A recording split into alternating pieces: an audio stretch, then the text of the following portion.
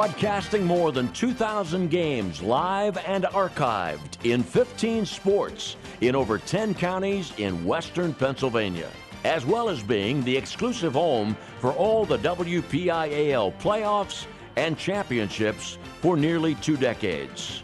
Anytime, anywhere, always there. We are the MSA Sports Network.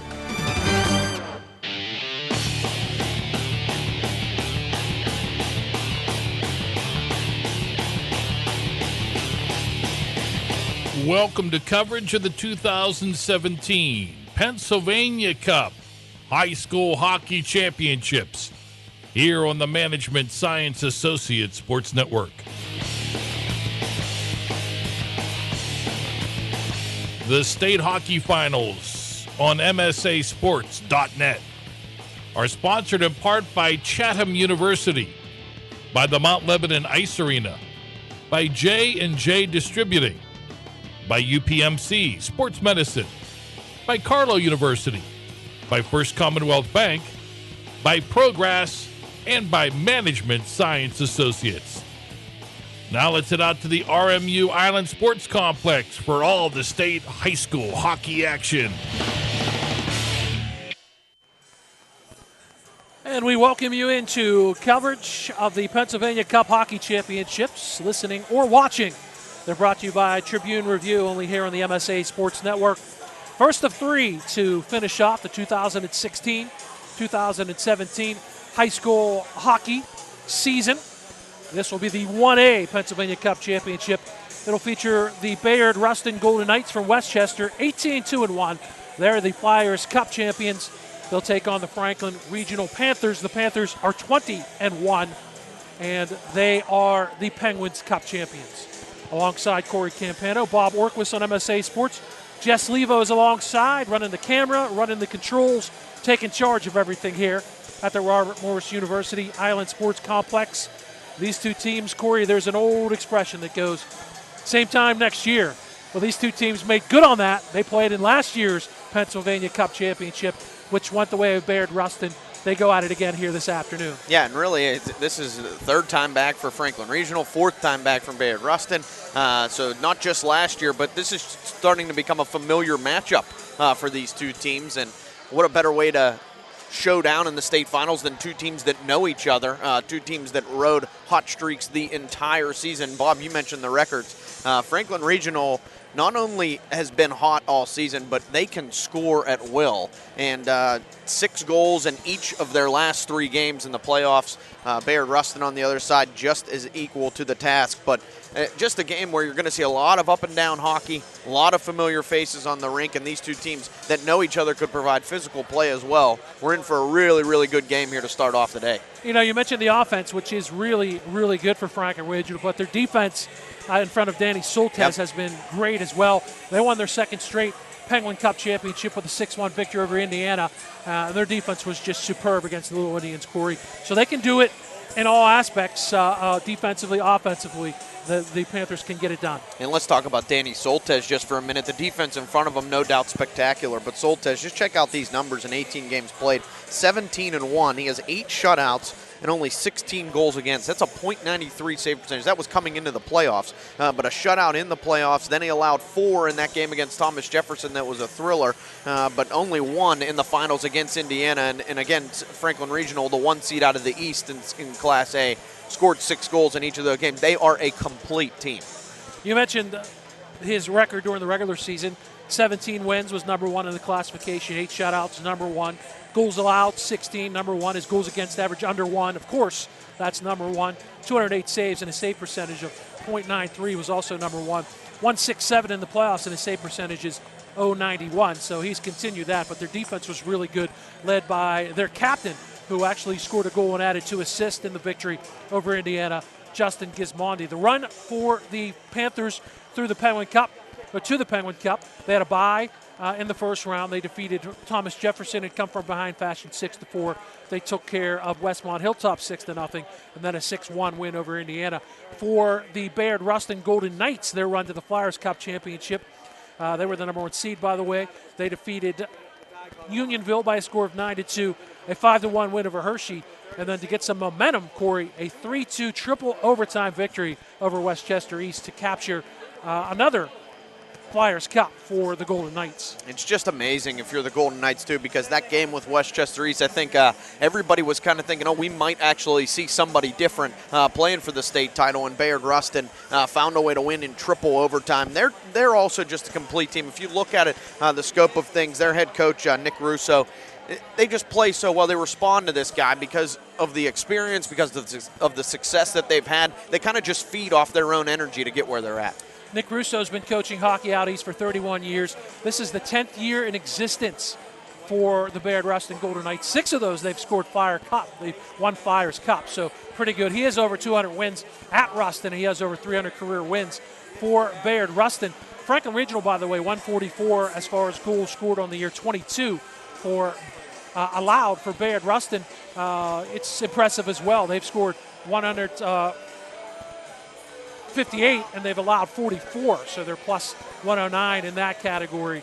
That triple overtime victory was courtesy of the game winner by Bayard Rustin's Weimer. It was, I'll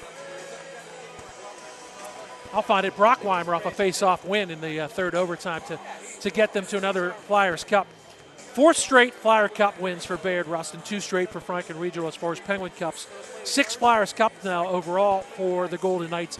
They've won 3 straight Pennsylvania Cup championships, and they're headed into rarefied air with the win here, the Golden Knights. They would join Meadville, who won 5 from 92 through 96. Bishop McCourt won 4 Pennsylvania Cup championships from 94 through 97. Churchill won 4 from 75 through 79. Malvern Prep 4 from 01 through 05. Peters Township, who plays later today, they won 4 from 02 through 05. So it is rarefied here. Franklin Regional last year, Corey, they lost to these Golden Knights by a score of 6-0 at the Pagola Ice Arena in Penn State.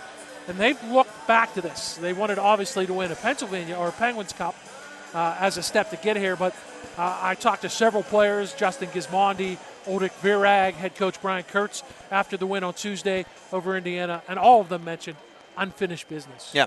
And isn't that kind of the feeling now that it's back at Robert Morris this year around and they get to play close? Franklin Regional, certainly not the performance they wanted last year, 6-0 loss, as you mentioned, Bob, but that was out there. It's a different atmosphere when it's closer to home, and sometimes losses to familiar teams like that and losses on the big stage just prepare you the next time around. And I think Franklin Regional is set and ready to go for today's game. One player to look out for the Golden Knights, Matt Owens. He's their leading scorer in the Flyers Cup, or was their leading scorer in the Flyers Cup playoffs with 3 goals, 4 assists, 7 points. He had a hat trick in the win over Franklin Regional in the championship last year. He's on the top line, Nick Ferrara as well. Speaking of top lines, Jamie Morrow, Nick Coretta, Ulrich Virag, outstanding for Franklin Regional, those top 3. They can really score. We mentioned that they could score earlier, and Nick Coretta, Virag, and Morrow, all with the least amount of points between the 3 of them during the regular season was 45, and that was Nick Coretta. Jamie Morrow, 60 points and 34 goals. When this line clicks on all cylinders, they're going to light up the scoreboard every single time. And really, it's kind of they feed off of each other. You never know which one's going to have more points on the scoreboard, but they all came to play during the playoffs as well. I don't expect that to change here today. In the playoffs, Jamie Morrow, 10 points, 4 goals, 6 assists. Ulrich Virag, 6 goals, 4 assists for 10 points. Both teams are being introduced. We're going to take a break. We'll be back at the Robert Morris University Island Sports Complex.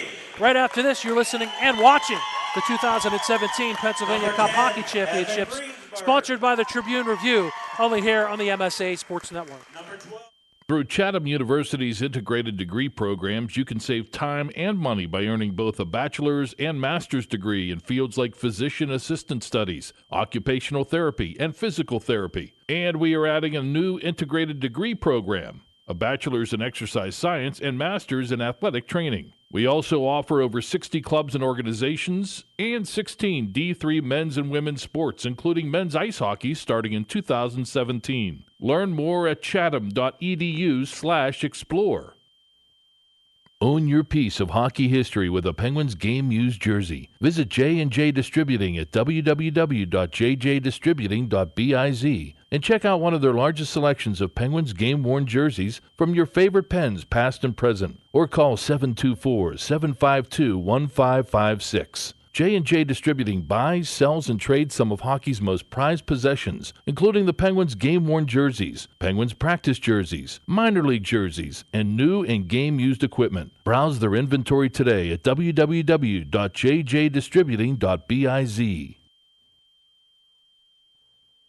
Hi, friends, and a very pleasant good day. This is Lanny Ferteri here to tell you about the All Bat Company. Baseball season is here, and the All Bat Company is ready to meet your wooden bat needs. All Bat Company is locally owned and operated and provides superior customer service along with the highest quality wood bats in the area. Call 412-526-5087 to make an appointment or visit them online at allbatcompany.com. That's AULbatcompany.com. Swing wood, swing better, swing all or nothing. Right now, when you refer a friend to open a new personal or business checking account at First Commonwealth Bank, you can earn a generous cash reward. It doesn't even have to be a friend. Could be a relative. Could be a Bruins fan. Could be that guy over there with the weird hair thing going on. It doesn't matter. Refer anyone to open an account and it will really pay off for you. They'll even get a cash reward themselves, no matter who they root for. First Commonwealth Bank, member FDIC. Learn more at a local branch or visit fcbanking.com. People ask what drives me. It's the respect I have for my opponents, the trust I have in my teammates, a coach who treats me with dignity, and a university that has faith in me on and off the field. That's what keeps me focused, why I practice harder, play my heart out. I play to win. I play for Carlo. Tell us your story using #WhatDrivesYou. Carlo University, a proud sponsor of the MSA Sports Network. The team at UPMC Sports Medicine doesn't just rebuild wrists and knees. They build better athletes. Athletes at every level who want to get stronger and faster and prevent injuries. Fact is, no other sports medicine program in the region is more experienced when it comes to treating, training, and inspiring athletes. UPMC, the official healthcare provider of the Penguins, Steelers, and you. Find out more at upmcsportsmedicine.com. Welcome back to the Robert Morris University Island Sports Complex for the 2017 Pennsylvania Cup Hockey Championships.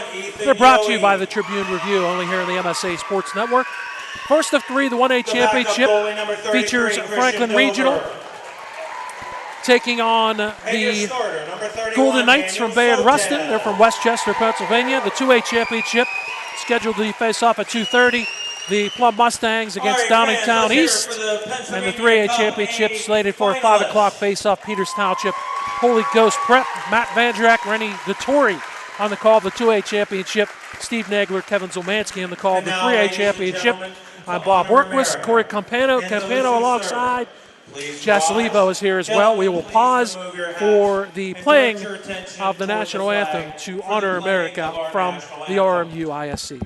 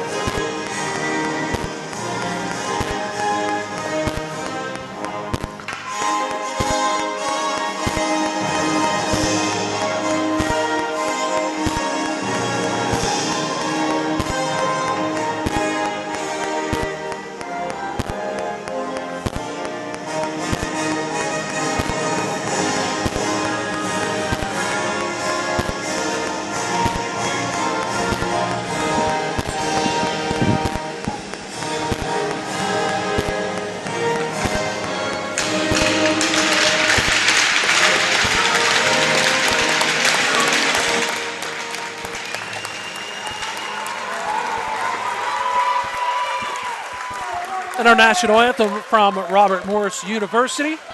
The teams will get their 5-minute warm-ups. Talking about the two goaltenders, Jason Grande, who is a senior for Bayard Rustin, has been outstanding in his career. He's been in that for the Flyers Cup Championships. He was the winner over Franklin Regional last year. Through the playoffs, 3-0. He's only allowed 4 goals, a 123 goals against average, save percentage of .959 in the regular season. Jason Grande was 11-2-1 with 3 shutouts. His goals against average was .207. His save percentage was .917. Dan Soltes, just a sophomore, but pretty impressive if you factor in, Corey, that the sophomore is 2 for 2 as far as winning gold medals in the Penguins Cup playoffs. Yeah, absolutely. And when you talk about Danny Soltes, he's not like a flashy goaltender. He's the type of goaltender that stays at home. He's good positionally, and he's the type of goalie that just gets you wins. Franklin Regional is a different team this year than they were last year. And that's pretty obvious in their record, and it's pretty obvious in the fact of when you talk to them, Bobby, they knew right away what they were up against. They knew right away that this is a revenge game, and this is their chance to get back at Bayard Rustin. Panthers won 17 straight without losing a game. They lost their season finale against Bishop McCourt, but then rebounded with the 6-4 win over Thomas Jefferson, which was in the semifinals. The quarterfinal win was 6-0 over Westmont Hilltop. That 6-4 come from behind win, Corey, over Thomas Jefferson was right here at the Island Sports Complex on Neville Island. So you're looking at maybe a home ice advantage as the teams played the last few years in Penn State. Now they're going back to the East-West format. So being the team in the western half of the state, Franklin Regional home ice advantage here tonight, or this afternoon, excuse me. Well, I remember Rick Tingle from Peters Township just recently, who's going to be here later today, said that that's a big factor. You know, they don't have to travel. That's a lot. That's more rest for their team. That's more comfort for their team. And I think Franklin Regional's along the same lines when you talk about that. And not to mention, as you said, Bob, they got a big confidence boost win earlier, not too long ago, at this arena. It's just a comfort level for them being here, and the travel may play into how Bayard Rustin plays in this game as well. Let's talk about the two teams' mentality, Corey. We know that Bayard Rustin, been there, done that, obviously winning 4 straight Flyers Cup championships, 3 straight Pennsylvania Cup championships. A different team, though, than last year's, but judged by their comments of unfinished business for Franklin Regional. So do we look at last year's game and take anything from that whatsoever here this afternoon? I think you have to. I mean, last game, let's face it, I mean, last year's game, did matter. They played it, and it was a shutout. It was a 6-0 win for Bayard Rustin. I think that it's in everybody's head. I think if you're Bayard Rustin, that's confidence for them, that they know that they can beat a Franklin Regional team, and if you're Franklin Regional, they want revenge. So I think last game does matter, and last year's game does matter, and you can look at it. But I think more so it's a new year, and they're 2 totally different teams, and they're 2 teams that have focus on this year's game. So last year's game might be in the back of their minds, but I don't think you play too much of a factor into it. It's interesting when you contrast the 2 programs. We were talking about how good Bayard Rustin has been, being in line to try to win their 4th straight Pennsylvania Cup championship. Just 2 years ago, Franklin Regional was playing in the Class A Tier 2, which was the weaker division. And they had gone from 2012 to 2014 winless at 0-40-1. So that's a complete 180 for that program as compared to Bayard Rustin, Corey, who's been there setting the bar out east. Yeah, you want to talk about does that matter? And remember, I think Franklin Regional just wants to totally forget that even happened, the losing streak back when it did. But they're a totally different program now, totally different team. But on the other side, you mentioned, Bobby, I mean, Bayard Rustin, they're just a machine. They're a win-producing team, and it's constant. So it'll be interesting to see what the tempo is like to start, what the attitude is like for each team to start. And just from watching this little bit of warm-ups, both goaltenders are extremely calm and ready to go. Warm-ups are down under the final minute, so the teams will get going. As far as special teams, and they're very important, Franklin Regional has kind of struggled on the power play. They've killed penalties well through the run to the Penguins Cup, but they struggled on the power play. They did get a power play goal in the win over Indiana. As far as Bayard Rustin and their run to the Flyers Cup championship, they went 4 for 13 on the power play, a 31% conversion rate, and they were 9 of 11 on the PK, which turns into an 82% kill rate. So those are always important when you get into, they're important in any game, but as far as you get into the playoffs and championships, and eventually a state championship here this afternoon. And I'm going to use an example just from recently when I saw Peters Township and Central Catholic playing that the PIHL game. not too long ago, a couple days ago when Peters Township won. You had Jake Teague and Ryan Haig, 2 key players for Central Catholic, take penalties and get a 10-minute misconduct. And when your 2 best players are not on the ice, it's a clear disadvantage. And I think even without the misconduct, you want to talk about just penalties influencing the game and swinging momentum. We could see that here today as well. Looking at the teams and they're huddling at their respective nets, one thing you notice with Jason Grande, and it's the same color scheme of the opposite Franklin Regional, will be in the white with the navy blue and old gold. It'll be the blue and white and old gold for the Golden Knights. Jason Grande, he's a big fella in the net, takes up a lot of that net for the Golden Knights. Reminds me of Henrik Lundqvist. As big as he is and as big as the pads are, I saw him in warm-ups taking slap shots. He was deep in the net. Doesn't have to come out too high to the top of the crease because of how big he is. Franklin Regional, key for them is going to be puck movement. Got to get him moving side to side in order to get one past him. Mentioned Jason Grande, the senior. He has been in the net for the Flyers Cup Championships, the Pennsylvania Cup Championships. Danny Soltesz has the 2 Penguins Cup Championships for Franklin Regional. He was the losing goaltender last year in the 6-0 loss to Bayard Rustin at Pagola Ice Arena. Teams are now huddling at their benches, and then we'll get the opening face-off from the Robert Morris University Island Sports Center. It'll be Tommy Sloan. He's good. He's a senior. He's the captain for the Bayard Rustin Golden Knights. So both of these teams, their top lines are very experienced, very good. And that's one of the factors to look out for here this afternoon in the Pennsylvania Cup Championship, the 1A Pennsylvania Cup Championship between the Panthers and the Golden Knights. Like your call of the opposite color schemes. They're the exact same jerseys. They are. Really, okay, they're the exact same jerseys, just opposite colors today. For Franklin Regional, their victory over Indiana, Corey, was only the 3rd time all year they gave up over 20 shots in a game. So their defense has been really good. Faceoff is controlled by Bayard Rustin. They win it back to Matt Wittes. Wittes is checked by Cameron Huffman. Huffman was really good against Indiana. Puck is played back into the Franklin Regional zone. It's Sloan in the right corner. Slides it around to the opposite side. Poked ahead and poked out of the zone by Matthew Sleva. Comes to center ice, and on the near side trying to track it down is Justin Carter for Franklin Regional. The Panthers go with their second unit, not their top line, to start this game. They're in their own zone. They play it up to center ice, and Sloan is in there trying to get the puck. He's on the line along with Matt Owens, as well as Nick Ferrara. That's the top unit for the Golden Knights. There's a little physicality going up on the near side, and Huffman knocks a Golden Knight over, and then Huffman is dumped to the ice on a nice check by Ferraro, I believe. Franklin Regional gets it to center ice. It's caught up in the glove of Huffman. Cam Huffman goes down the right wing side, gains the zone, comes to the center line, and it is dumped in by Jamie Morrow. So Franklin Regional goes for a line change. Their top unit comes out a minute into this contest. They hit the ice for the first time. Ian Straczynski, one of the top players for Bayard Rustin, is separated from the puck at his own blue line. A good job by Thomas Rafferty. And Franklin Regional dumps and chases. Oldick Virag, he just absorbs a check and knocks Brett Turner to the ice. But coming out of his own zone, Straczynski with the puck for Bayard Rustin. Met at the blue line nicely by Rafferty. Onto the puck for the Panthers is Nick Coretta. Comes to the near side, and Virag will come up the left wing. Will dump it in. He's very good below the goal line. He talked about that in a center stage interview that I had a chance to do after the win over Indiana. Puck is kept in on the near side temporarily, but it does come past the man at the point. That was Ethan Yowie. Played back in the Franklin zone. Yowie flips it up. Virag will flip a long wrist shot.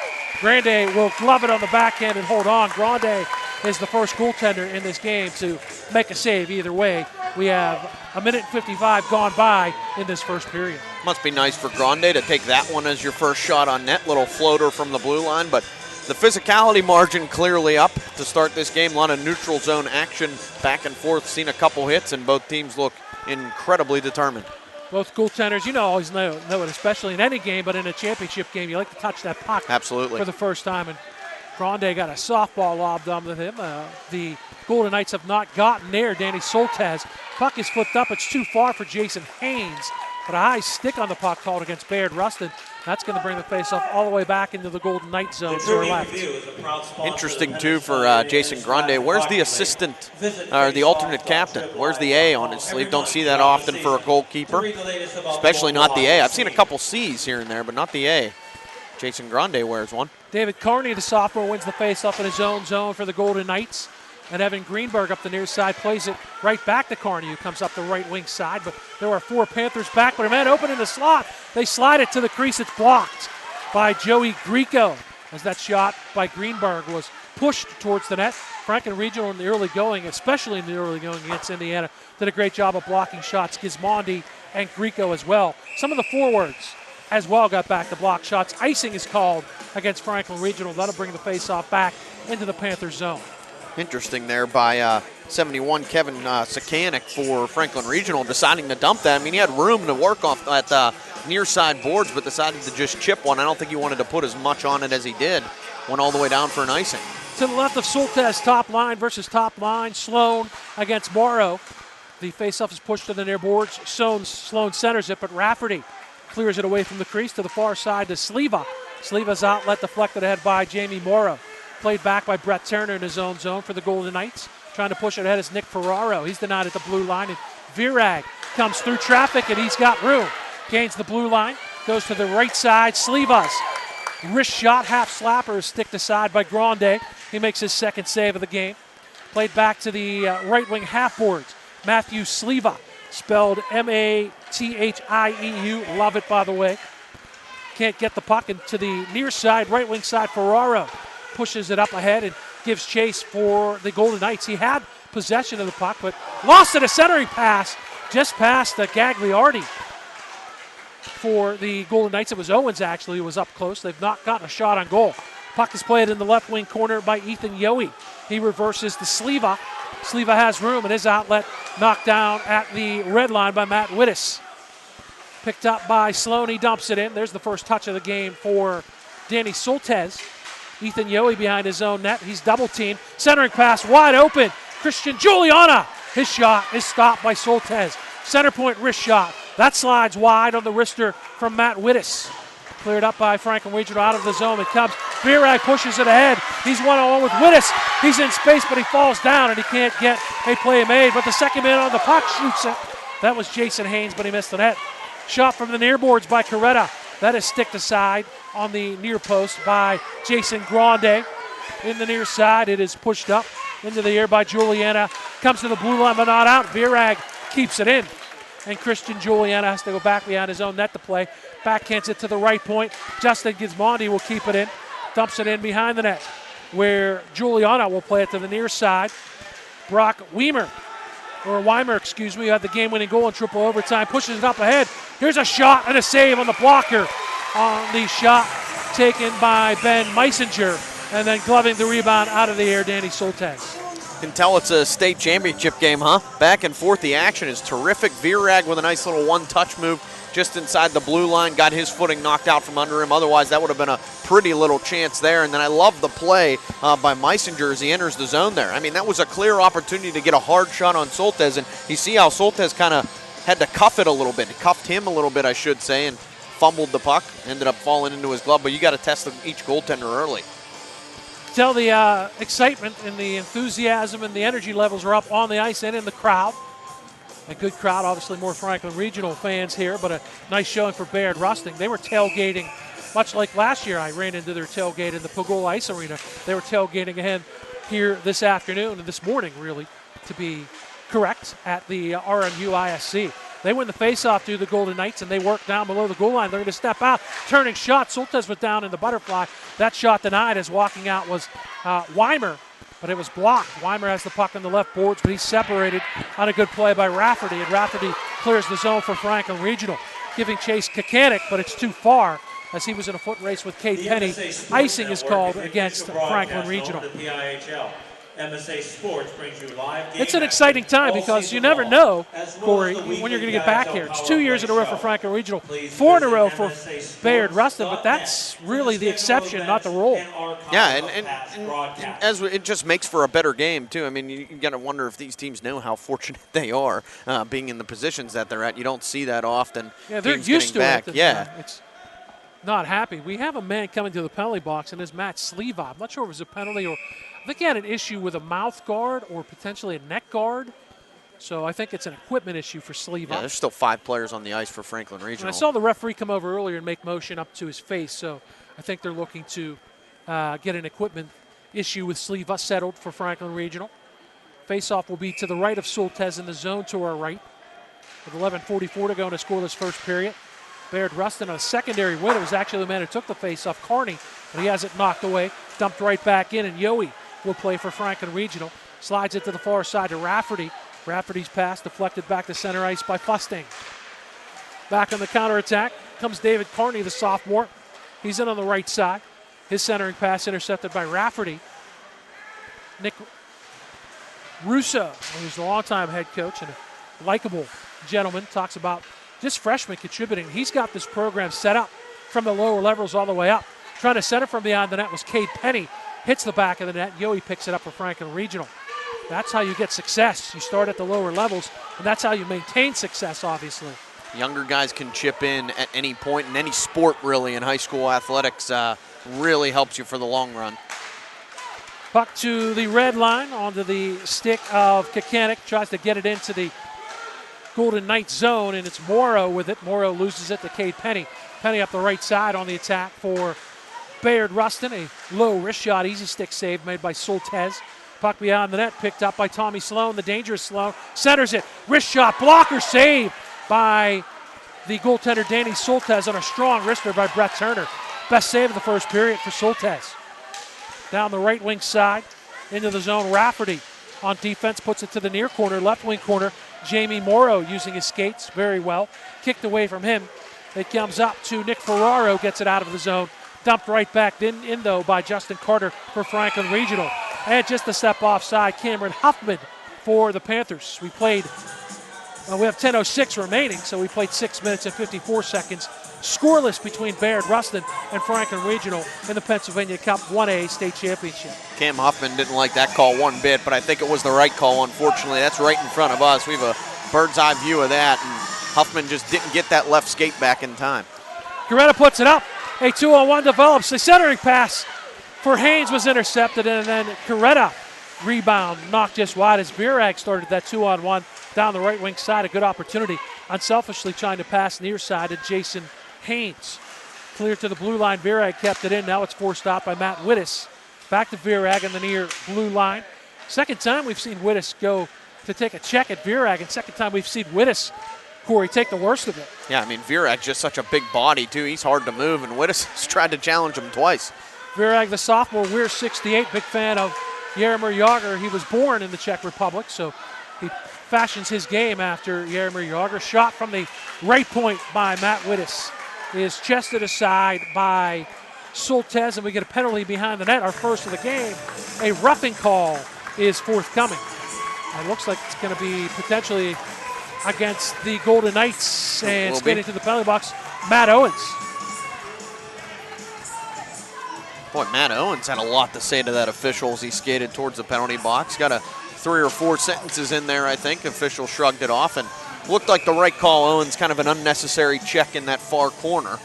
And Franklin Regional, first chance on the power play now. 7:42, the time of the roughing call against Matt Owens. And so we talked about special teams in our pregame. First opportunity on the power play goes the way of Franklin Regional. They're bottled up in their own zone, however, but Rafferty will skate behind his own net. Good job on the forecheck by Ben Meisinger. Puck is played up to the near side and gaining the zone, Nick Coretta. He pushes it forward. He gives chase in the left wing corner. Gets to the puck. Skates to the right side. Loses the puck. Meisinger will get it to the blue line and does work it back to center ice. Remaining in the first period.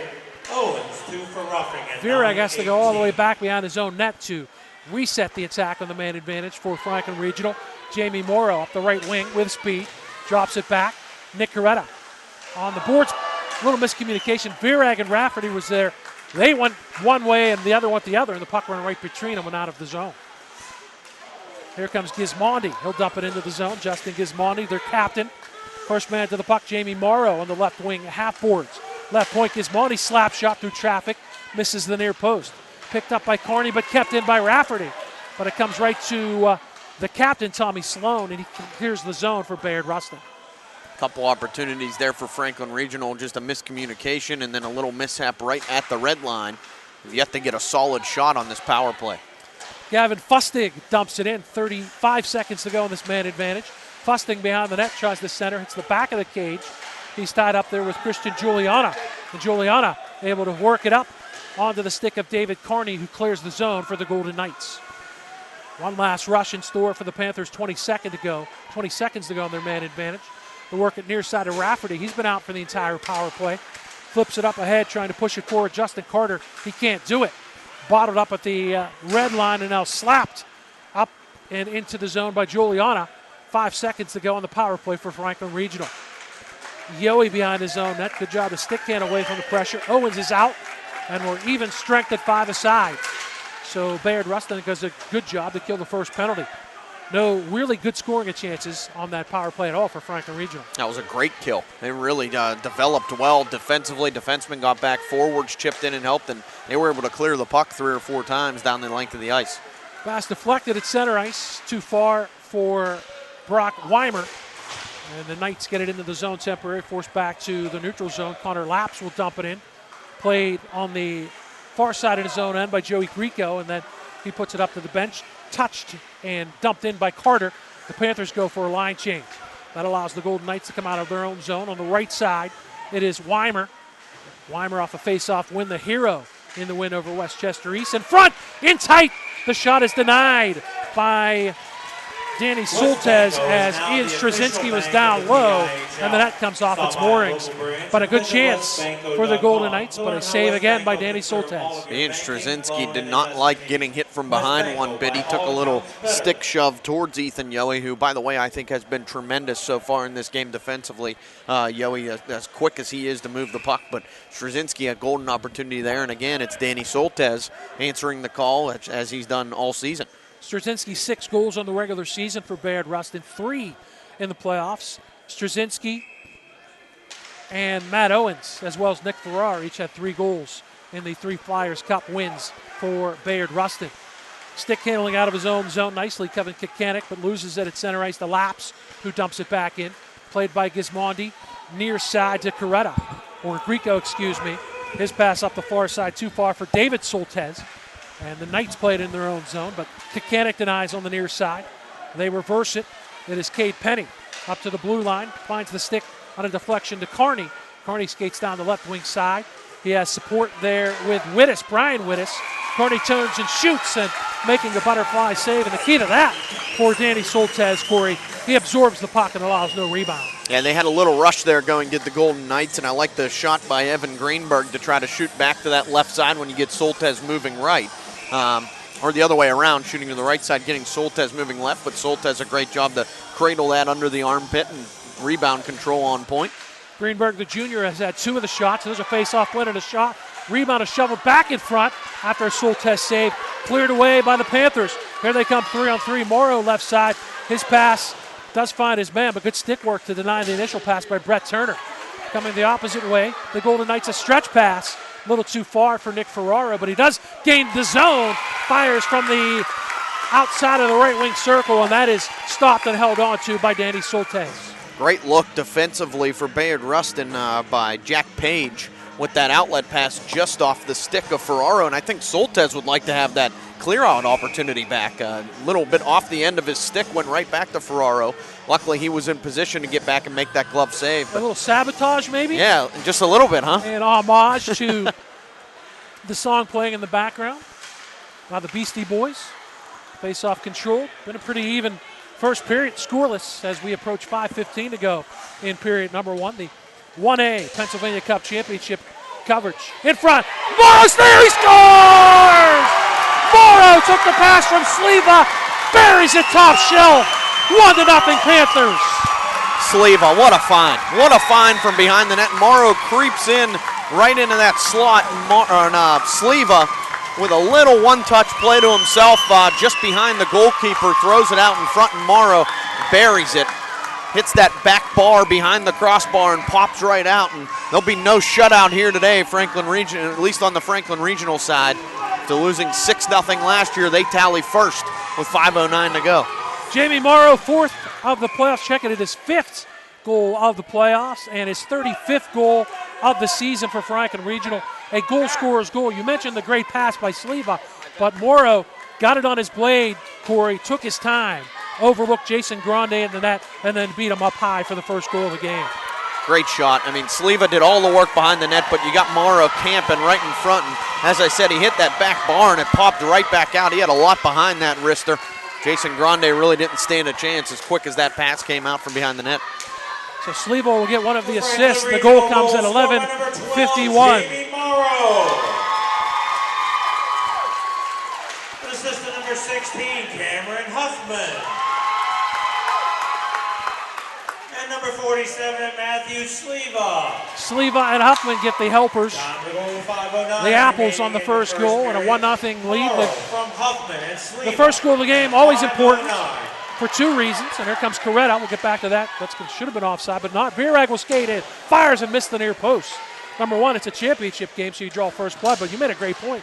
6-0 last year, so that monkey is now off the back of the Panthers. He can just relax and play now, and playing with the lead at that.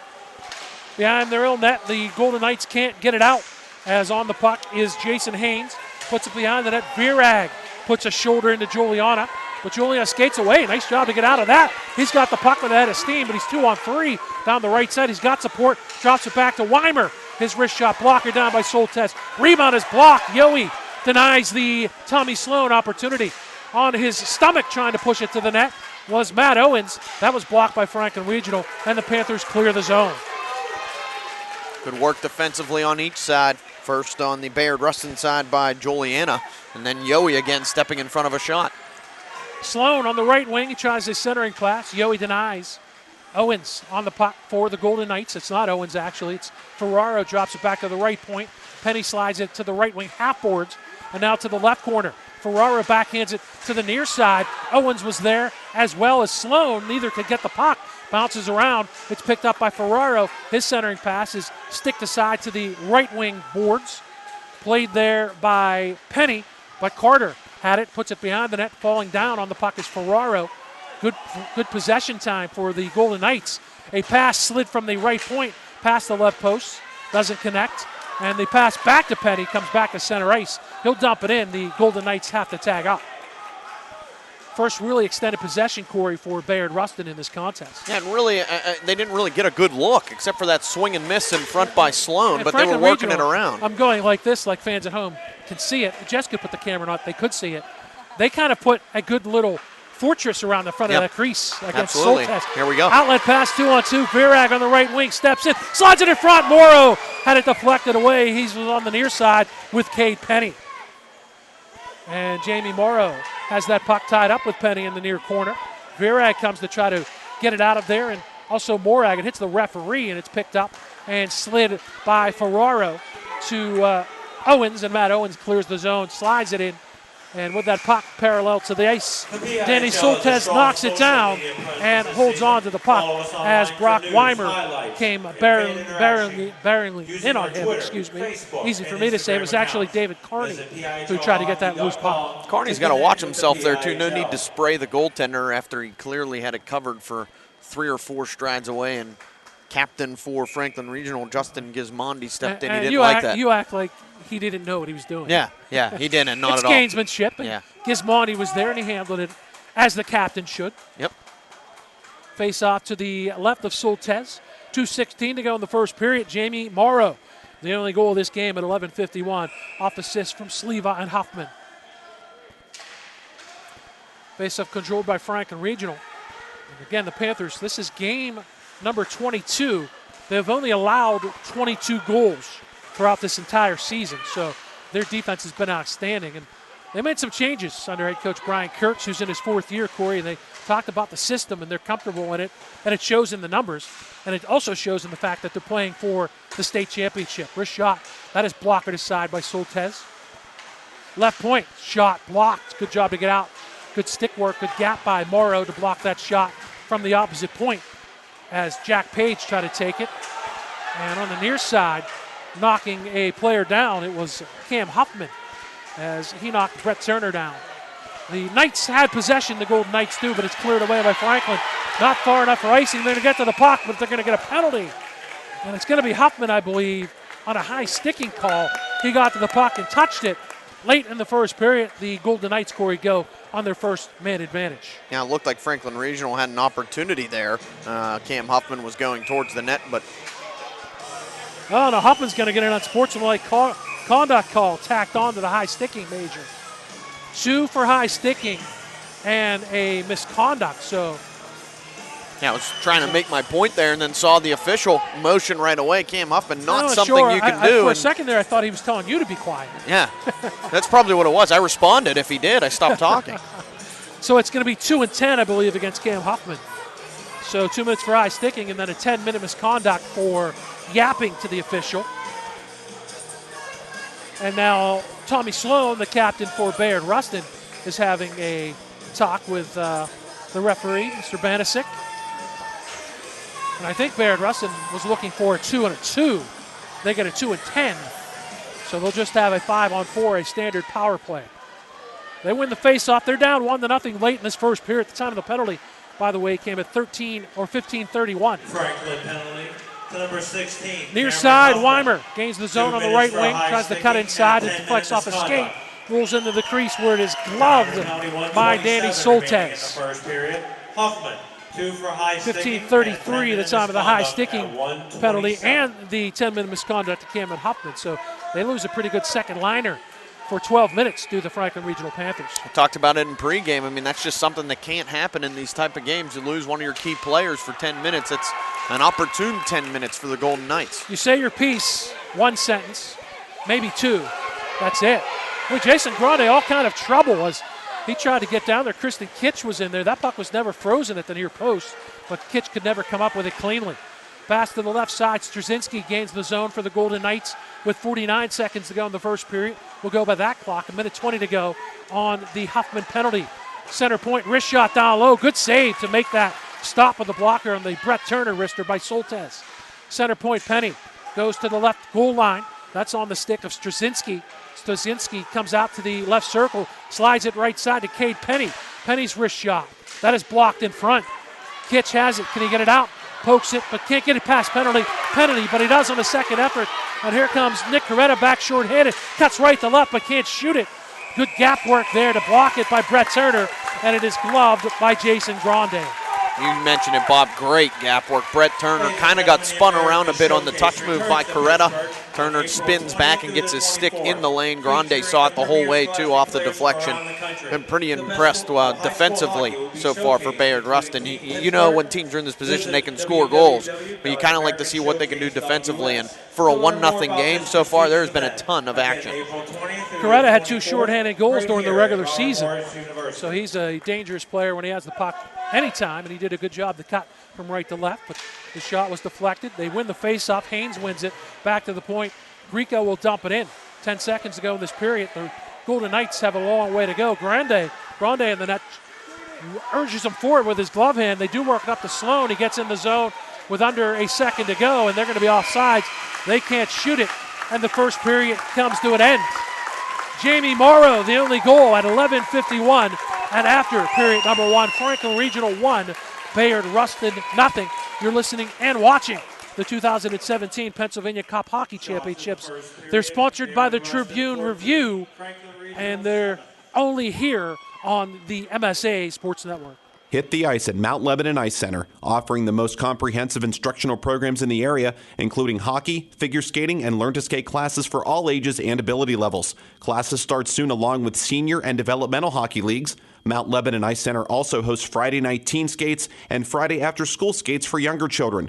Birthday party packages also available. Mount Lebanon Ice Center, serving the South Hills for more than 35 years. Call 412-561-4363 or go to mountlebanon.org. For the latest dirt on what's going on around district baseball and softball fields, tune in for WPIAL Diamond Notes every Tuesday at 7 o'clock this spring here on the MSA Sports Network. Hi, I'm Don Rebel. Join me and other MSA sports personalities each week as we visit with area coaches and update the latest news on both WPIAL baseball and softball. It's WPIAL Diamond Notes, Tuesday nights at 7 p.m. only here on the MSA Sports Network. Back at the Robert Morris University Island Sports Complex with Corey Campano, Bob Workwist, Jess Levo running the controls here this afternoon. The 1A Pennsylvania Cup Championship through the first 17 minutes. Franklin Regional leading Bayard Rustin by a score of 1-0. And a terrific game of hockey, Bob. Terrific. 33 seconds to go on a man advantage opportunity for the Golden Knights, but absolutely, we were talking during the break, and really good first period between the Panthers and the Golden Knights. I was wondering if they were going to fix this too, because you had Cam Huffman who went to the box. If you got a 2 and a 10, you need somebody else in there to serve the 2. They finally just now sent Gavin Fusting into the box at Franklin Regional. I don't think the officials realized that at first, that they needed another player in the box.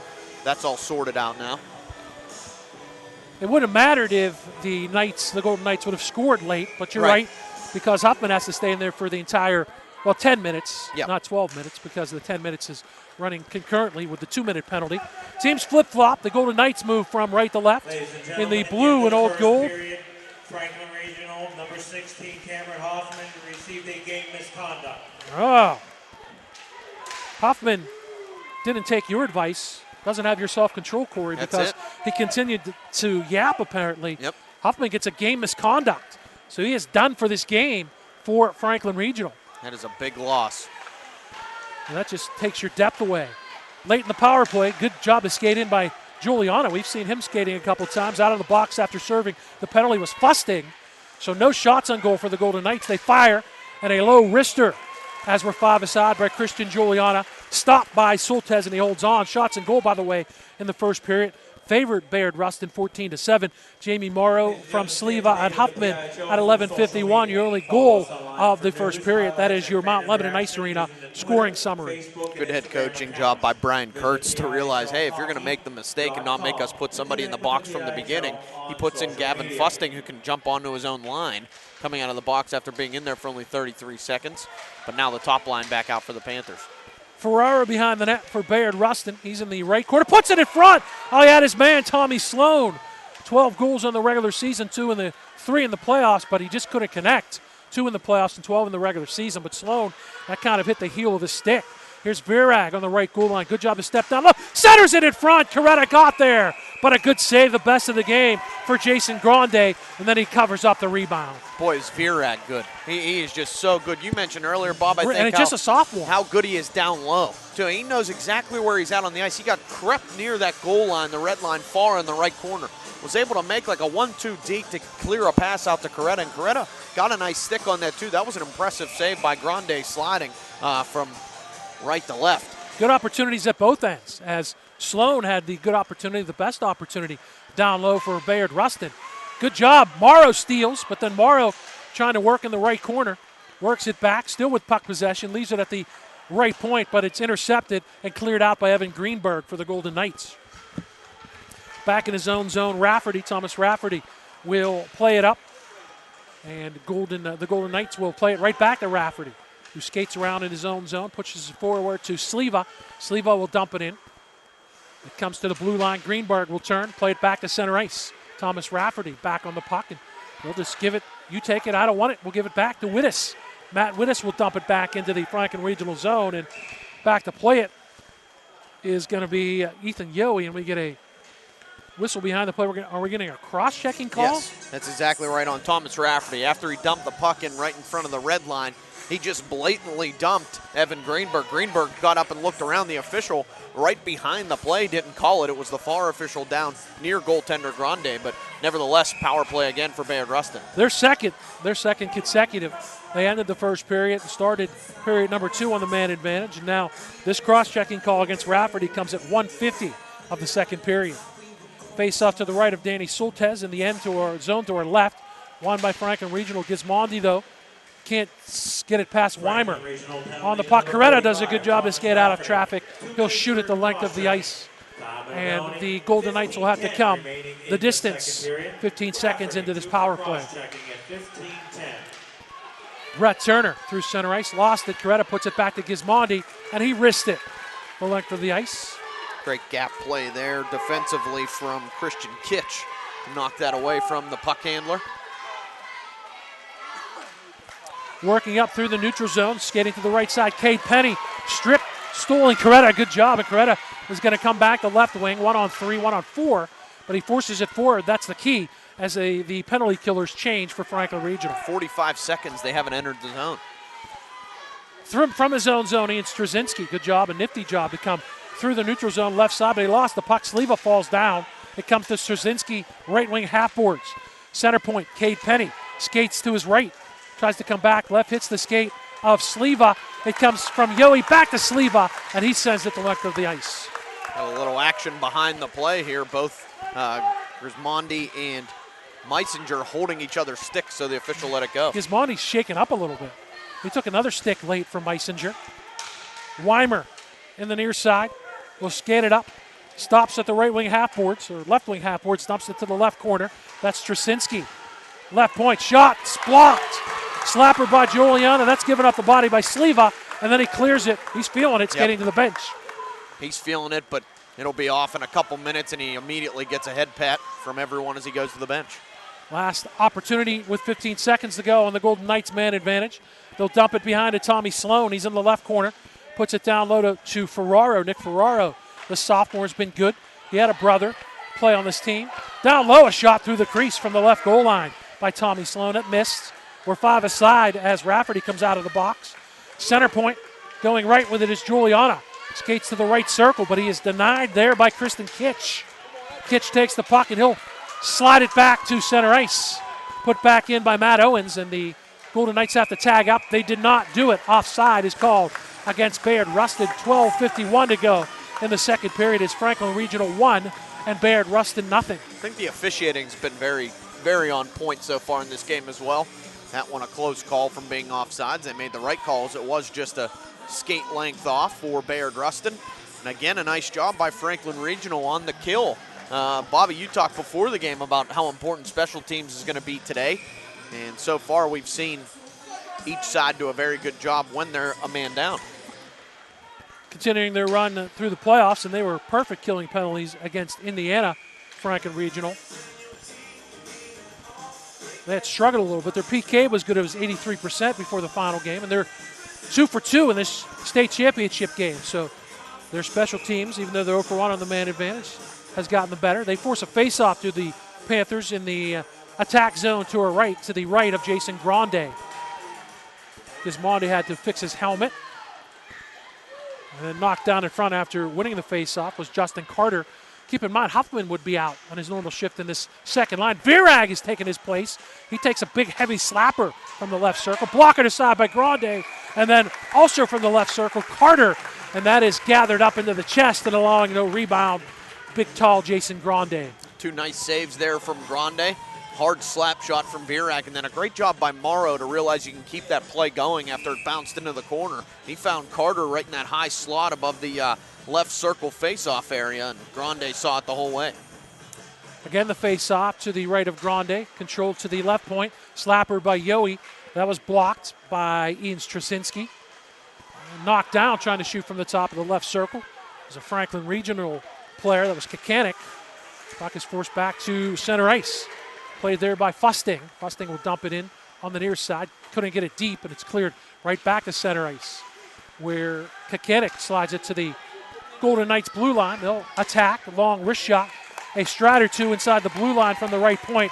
Easy save by Soltesz on the wrister by Meisinger. And he takes no chances, gloves the rebound right away. Danny Soltesz, rebound control-wise, is just spectacular. I haven't seen too many second opportunities, if any, for Bayard Rustin off of long shot opportunities. You see that so much in high school hockey, where a goalie can give up a juicy rebound, and that's how you can give up as many goals as you do. But Soltesz's numbers on the year, Bobby, were no joke.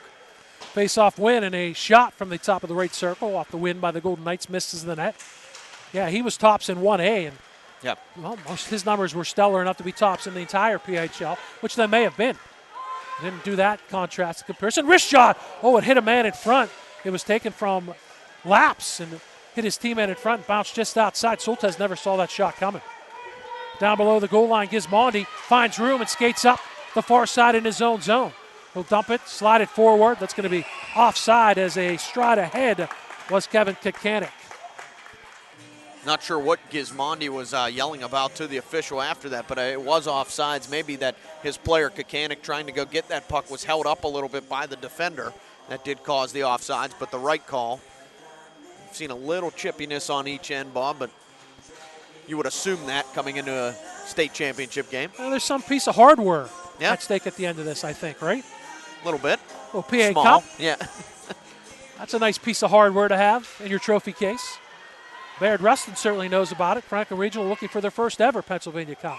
Shot from the top of the left circle by Matt Owens. Gathered up, smothered in the breadbasket, absorbed by Danny Soltez. Yet again, no rebound. That's so key. You're absolutely right, Corey. 4 Pennsylvania Cups for the Golden Knights. They've won the last 3 here in the 1A classification. Faceoff is pushed forward by Tommy Sloan. And in his own zone, Nick Coretta plays it up. Good job to step into that with his skate by Franklin Regional's Haynes, but that keeps the puck in the zone. Franklin has to go behind their own goal line. They'll skate it to the near side. Virag's out. Rafferty's pass finds Haynes, however. And now it's knocked down at center ice by Nick Coretta. Coretta will push it forward. Virag comes on the attack down the right wing, separated from the puck by Christian Juliana. Juliana's been good in this game for the Golden Knights. Virag skates off the half boards with the puck. And Haynes finds it. He tries to slide it through traffic. He can't make it there. Does come into the right corner. Play to the left wing half boards, and it will be Nick Ferraro back to the defense. Matt Wittes. Wittes loses it, just fires it up, and actually Yohe had his own blue line for Franklin Regional. Had to be careful jumping off the bench. Carney steals the puck, but Yohe recovers, but still Carney's in 2-on-2, but denying there, and they get a shot that is blocked. It was Rafferty back who denied. That was a little sneaky line change by David Carney. Offside is called against Bayard Rustin, but he came right off the bench and almost took that puck and almost, Corey, made an on-mad rush going the other way. And I think Bayard Rustin's just a little frustrated right now, Bob. They haven't had too many wide-open opportunities in front, too many big chances for them. And I don't think they're used to that. They're used to being the dominator and used to winning in games like this, too. So little frustration setting in. They're used to being the alpha dog, absolutely. Yeah. And they only lost twice on the season, and we mentioned 3 consecutive Pennsylvania Cup championships trying for their 4th. And that's their goal. So they had business to attend to, not unfinished business. Pass to the left side. Morrow can't get it cleanly. That would have been a 2-on-1 break with Rafferty was up ahead. Rafferty has the puck in the right wing corner on the attack zone, but he loses it. Carney slides it around to the left side. Sleva is over there. Sleva tied up by Matt Wittes. Or Brian Wittes, one of the Wittes brothers.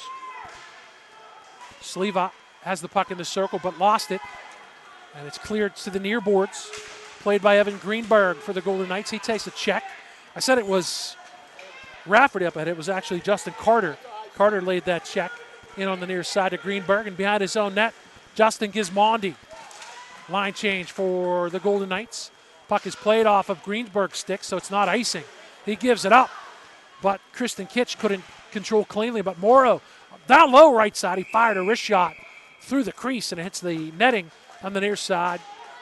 Not sure if Grande got a piece of that. No, it's a Morrow shot, a clean miss, and it comes out of the zone. Still 9:03 to go in the second period. It remains Franklin Regional leading Bayard Rustin 1-0. A lot more whistles in this period, Bob. We saw a lot more up-tempo, back-and-forth action in that first period. Led to a lot better of a game flow. Right now, these teams kind of figuring each other out, and it's causing for a lot of whistles. Also had a couple penalties, so that's mixing in as well. At his own blue line, Connor Laps will play for Bayard Rustin. Gives it away. Kitch gains the zone. His wrist shot, not a hard, an easy blocker save, not a hard wrist shot. That was actually a 3-on-2 for Franklin Regional. But Volos Phil shoot it to the net. That's what Kitch did. Counterattack for the Golden Knights. Open on the near side. Straczynski slides it in front. Oh, and a big collision between Yohe and Straczynski and Soltez and the net. That was actually a very clean play, though, from Straczynski. Oh, yeah, I mean, Yohe had the puck. It just looked bad, knocking the goaltender in the net over. But I actually love the physical play from Straczynski. Tried to throw it to the net. No player was able to receive the pass, but he just kept the legs moving and went towards the play. He actually initiated that contact on Yohe. Yohe did his job where he got the puck away from the net before the physicality came. Yohe's been terrific, absolutely terrific in this game. I said it once earlier, and I've kind of just keyed in on watching him defensively. There's so many things in a hockey game that you can pick up besides the score sheet. Owens tries to get the zone, but Ferraro was a step ahead. Offside is called against the Golden Knights. So we'll do it all over just outside of the Franklin Regional blue line.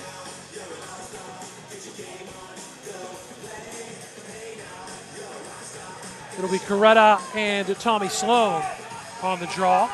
But be careful because Matt Owens on the right wing is way far over in front of his own bench.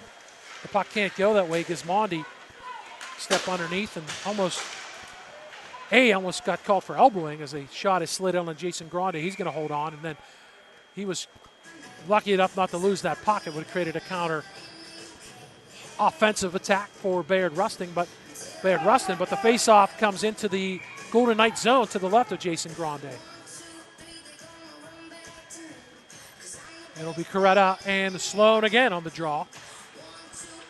Stepping in, Virag. Down low, he got in. Grande save. Rebound, Coretta! And that is denied by Grande. Big save on the initial shot by Coretta, or by Virag, excuse me, Corey. Better save on the rebound attempt by Coretta. When you get that front forward push off an offensive faceoff, you're going to get a goal opportunity almost every time if your forward on the wing can get there. And Virag's first step is so quick. He was able to get to that puck and get a shot on, but Grande made an excellent save on that rebound because Coretta sort of had a second and a half to pick his own spot there, and Grande was able to cradle it. And I've seen old Virag play for 2 seasons now, being a sophomore. More and more impressed with his game every time I see him play. Up ahead, he's got skill, he's got hands, he's got size, he's got smarts. Physical as well. He'll probably step into the leadership role. Coretta just the junior, though, so Coretta stays. Morrow, as far as the top line, he's the only senior as far as the top trio for Franklin Regional. We've seen, I don't know if it's because Huffman's out, we've seen a little flex with that line. You've seen Jason Haynes step up on the first or second line, mix in. Got to like what head coach Brian Kurtz is doing so far. He really seems to have equal distribution, as now Morrow's going to jump on with Sleva. Carter on the face-off, he wins it. Comes to Yohe, slides it near side. It's behind Sleva. Sleva, that puck just took a weird bounce, and he couldn't control it. Push forward. Straczynski in, shot, and he couldn't never get it cleanly. Good coverage back in his own zone. Rafferty got back along with Carter and Straczynski, who has 9 goals on the year, combined playoffs and regular season. Couldn't get a shot on Danny Soltesz. That's good recovery for the Panthers. Missed opportunity, too, for the Golden Knights. Straczynski just had that puck roll off his stick. Or from that stick. side, it is. You're correct. Carter came in. Yeah, they got back to, really, Straczynski had that one move because the players got back in time. Shot, Yohe, blocked. Good stick work there by Meisinger to block that Yohe slap shot. Beyond the net, Jamie Morrow. Morrow can't get it, but it comes back to the point. That shot by Yohe is on. Stick save by Grande. Rebound put off the side of the net by Justin Carter. Back to center ice. Rafferty will dump it in. In stride comes Brett Turner. Straczynski, right side, one-on-one, wrist shot, blocked. Good gap there to make the block by Yohe. Shot from the point, save, rebound, can't control it. Soltesz cleanly in the crease, down on his belly was Kitch. And they keep it out of there. Now a stick is flicked high up in the air as the scrum was in the blue paint. No penalties forthcoming.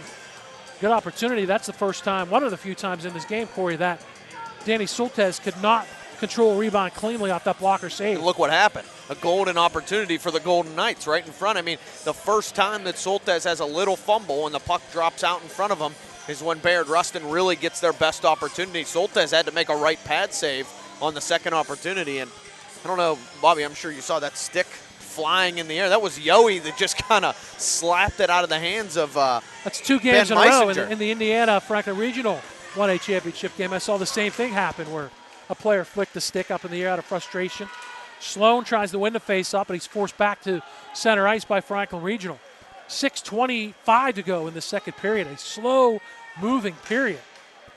Franklin Regional on a Jamie Morrow goal in the first period, the only goal of the game. They lead 1-0. That shot hit the boards and almost hit the referee in his visor. Pinching in to keep it alive, Connor Laps on the right goal line, slides it through the crease. It came to Sloan, who was surprised to get it. He couldn't shoot it. Panthers clear the zone. Kikanik in 1-on-3. He won't get into the zone. Kitch is at the blue line now, trying to push it forward. They check Tommy Sloan. Cleared to the far side. That's a good effort. And Franklin's going to get the puck. Fusting will dump it in. And Grande has to play. Leaves it there for his defense. And it's Cade Penny with speed. Strides through the neutral zone. Comes down the left side. Comes behind the net. Centering pass. Joey Grieco. A textbook defensive play. In front open, they fan on it. Owens was there and it went right through his wickets. That would have been a golden opportunity on the Ferraro pass from down low. Gismondi works it to the near corner. Gavin Fustig clears it to the near point. Shot is blocked, but Coretta got his skates tied up. He couldn't come up, and here comes Virag. Back, cuts laterally. Back against the grain, his wrist shot. Stopped by Jason Grande, and he holds on to the rebound. That play all made by the block shot by Coretta. Stepped in front of the defender. Had a good look there for Connor Laps. Was really clear past Coretta. Coretta did a nice job to take the shot. He's wincing his right leg just a bit. That hit him pretty low, but anytime Virag gets in space, it's going to be a show. I mean, right there, even a little one-touch move past the defender. Grande saw it the whole way, but Oda Virag, terrific player. We're talking about the block shot by Coretta. We talked, Mike Azadian had a chance to talk to Justin Gismondi after the Pennsylvania or the Penguin Cup win over Indiana. He wants all Keanu Reeves from the replacements on us and said, what about blocking shots? And he said, Payne Hill's glory lasts forever. I love that. He just missed the Chicks Dig Scars line. In deep, but trying to get through 2 and 3 men. He got through 2. That was a great rush by Weimer, but he couldn't get through 3. Morrow back the other way, stops in the left circle, turns and shoots, and a strong wrist shot, but he missed the near post. That was a good reset by Jamie Morrow. Here comes the counterattack by Weimer again, wig-wagging his way through traffic, but he can't find anyone except Coretta. Coretta's outlet, Oda Virag pushes it up ahead, but Matt Wittes is back defensively for the Golden Knights. Coretta forces it forward, played by Straczynski in his own zone. Tries to come out of the zone, he loses it. Virag has it, tries to send it to Coretta. Coretta back to Virag, great job at a forecheck. Virag with a slap shot, and it slid through Grande's left pad, but it missed the net. And a shot put in on the backhander by Morrow. He is blasted to the ice by Wittes. Puck is still in front. Good pressure by Franklin Regional. Finally corralled by Bayard Rustin, and they dump it back to Franklin Regional's blue line. There was a terrific shift there by Matt Wittes. Couple chances in front for Franklin Regional, and he made 3 or 4 key blocks and hits. He was under so much pressure. The forecheck was good, centering pass, rebound, and that did not go in. Carter was stopped. He had it on the backhand near side, and I am not sure how that did not go in. Wow. What a save. Grande on the first save made a terrific save, but it popped right back out. I think the second one just put it through the crease, right? Shot, I think it was just a blatant miss. I think it was a wide open cage. I don't think Grande made the second save. Wow, Carter had a chance to make it 2-0 Panthers. Carter shaking his head as he goes back to the face-off circle. A yawning net, and he missed it. Forehand chance, then a backhand was wide open, and he just sent it wide, pure and simple. Keeps it at 1-0, stays at 1-0. Big chance right there. Franklin Regional, the only goal of the game in the first period. Leading 1-0, trying to win their first ever Pennsylvania Cup. Jason Haynes at his own blue line. Slides it back to the red line. Turner gets in. Somebody loses a mouthpiece. Turner comes down and gets a shot in down low as he attacked on the right side. Good attack by the sophomore defenseman, Brett Turner, but Soltesz held his post. Played up by Grieco and backhanded by Sleva into the Golden Knights zone with under 3 to go in period number 2.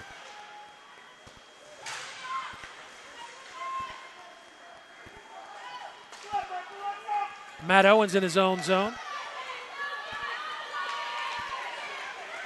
Into the zone, back behind the net. Ferraro as he came down the right side, steps to the left circle, blocked in front. And that was a good block down low by Carter. Walking out, rebound, score! Ferraro, shot was stopped, and the rebound poked in by Brett Turner, and the Golden Knights tie the game in the second period. Nick Ferraro made that play happen. The move behind the net to come out and wrap it around and keep the puck on the forehand. He was able to get to Danny Soltesz right in front. Soltesz kicked it out with the left pad, but then Turner, right man in the right spot, was waiting just below the goal line, but being that he's a left-hander, he could keep that stick out near the crease, poked in the rebound, and Bayard Rustin has tied this thing up. Turner's first of the playoffs, 5th of the season, and he made that rush. He's a defenseman, Corey, but he came up on the initial rush on the right side and then matriculated back in front to pick up the Ferraro rebound, and he ties the game at 1. Back in, Morrow comes back, and that shot, and I think getting a tip of the left paw on that was Jason Grande. Number 17, Brett Turner. With assist number 21, Nicholas Ferraro. Time of the goal, 2:34. Ferraro, the only assist, 14:26 at the time of the goal. Virag works in, great stick handling, gets tight, but stopped by the right pad of Grande. Then he's trying to cover up the rebound, and he finally does, although Virag made it difficult, but a good job to stick handle through a pair of defenders by Oda Virag.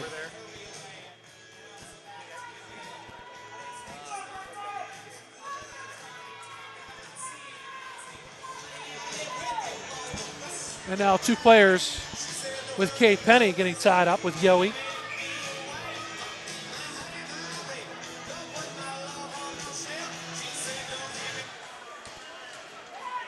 And keep your hands to yourself, I believe the rest of the lyric goes.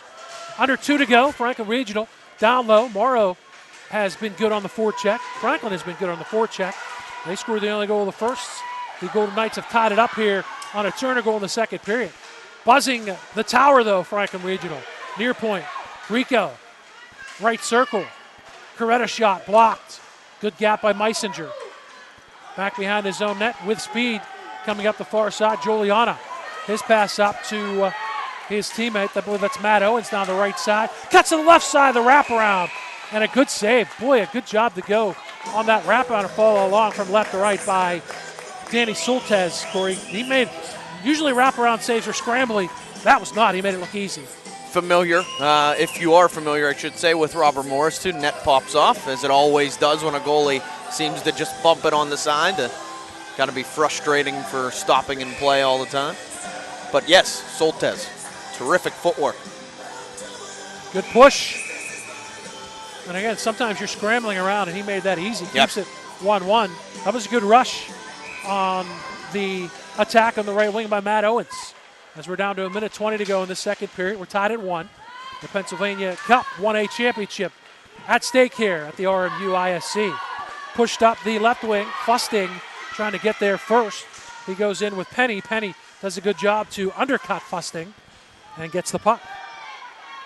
Bayard Rustin to the blue line. It comes out. Be careful as Owens is trying to attack with speed, but he couldn't get there. I believe it was Gagliardi who made that last rush. I said it was Owens, and it was Matt Logan Gagliardi, I think, or maybe Harkins. Now Chance Sloan, the captain, so good down low. Gets to Ferraro, center point, Penny. He tried to make a move, and he stepped right into the lane, and Haynes was waiting, and he made an easy block. Half a minute to go in the second period. Nick Ferraro at center ice. Yowie steps up, pushes it into the Golden Knight zone. They'll play it to the far side. Sloan plays it up, gloved down by Virag. But Virag can't get a clean lane to the net. Justin Gismondi at his own blue line. Slides it to Joey Grieco. Grieco dumps it in with 7 seconds to go in the second. Played to the neutral zone, and we're going to end the first 2 periods here in the 1A Pennsylvania Cup State Championship. Tied at 1. Jamie Morrow in the first for Franklin Regional. 12, Franklin Regional 14. And Brett Turner, the tying goal for Bayard Rustin in the second period. We'll have the entire Mount Lebanon Ice Arena scoring summary in our between periods recap. 1-1 the score. You're listening and watching the 2017 Pennsylvania Cup Hockey Championships, sponsored by the Tribune Review.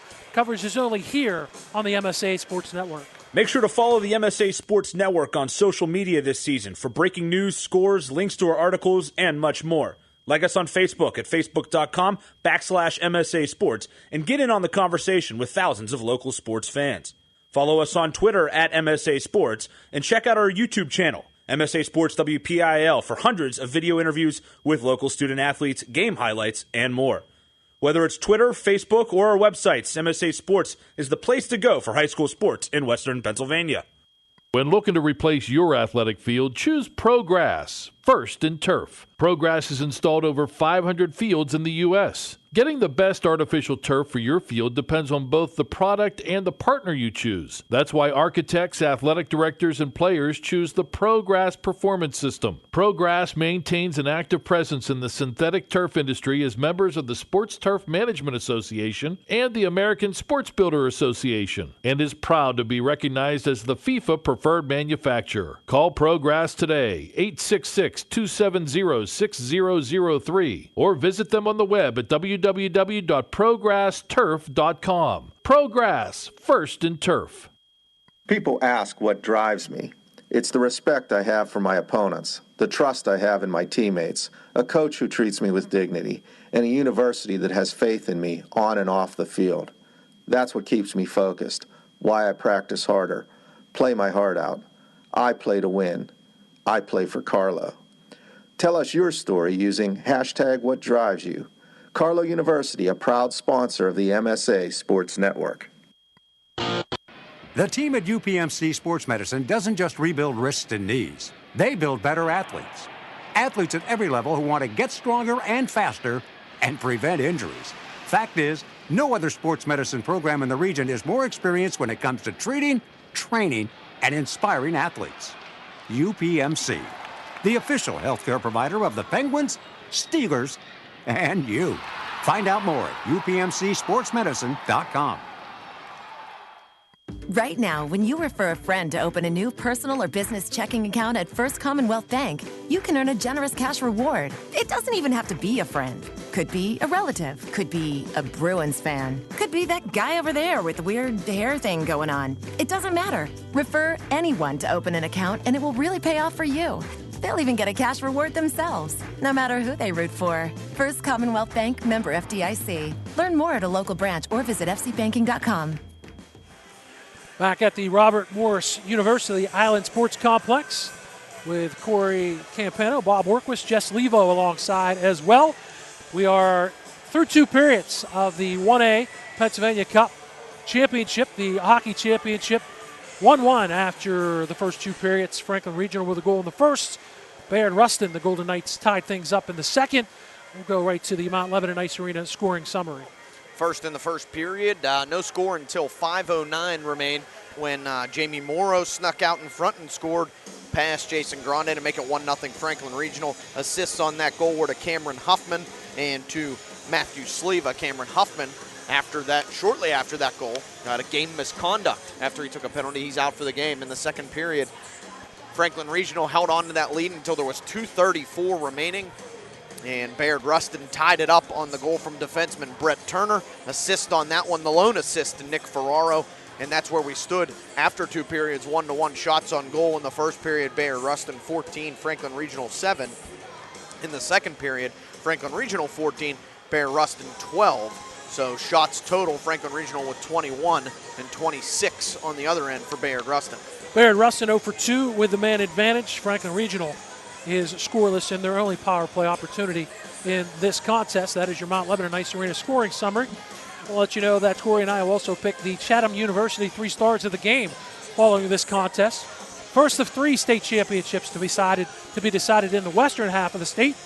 A 2:30 face-off in the 2A state championship featuring Plum and Downingtown East, and then a 5 o'clock face-off, Peters Township Holy Ghost Prep in the 3A championship from the RMU ISC. Matt Vandrack, Rennie DeTore on the call of the 2A championship game.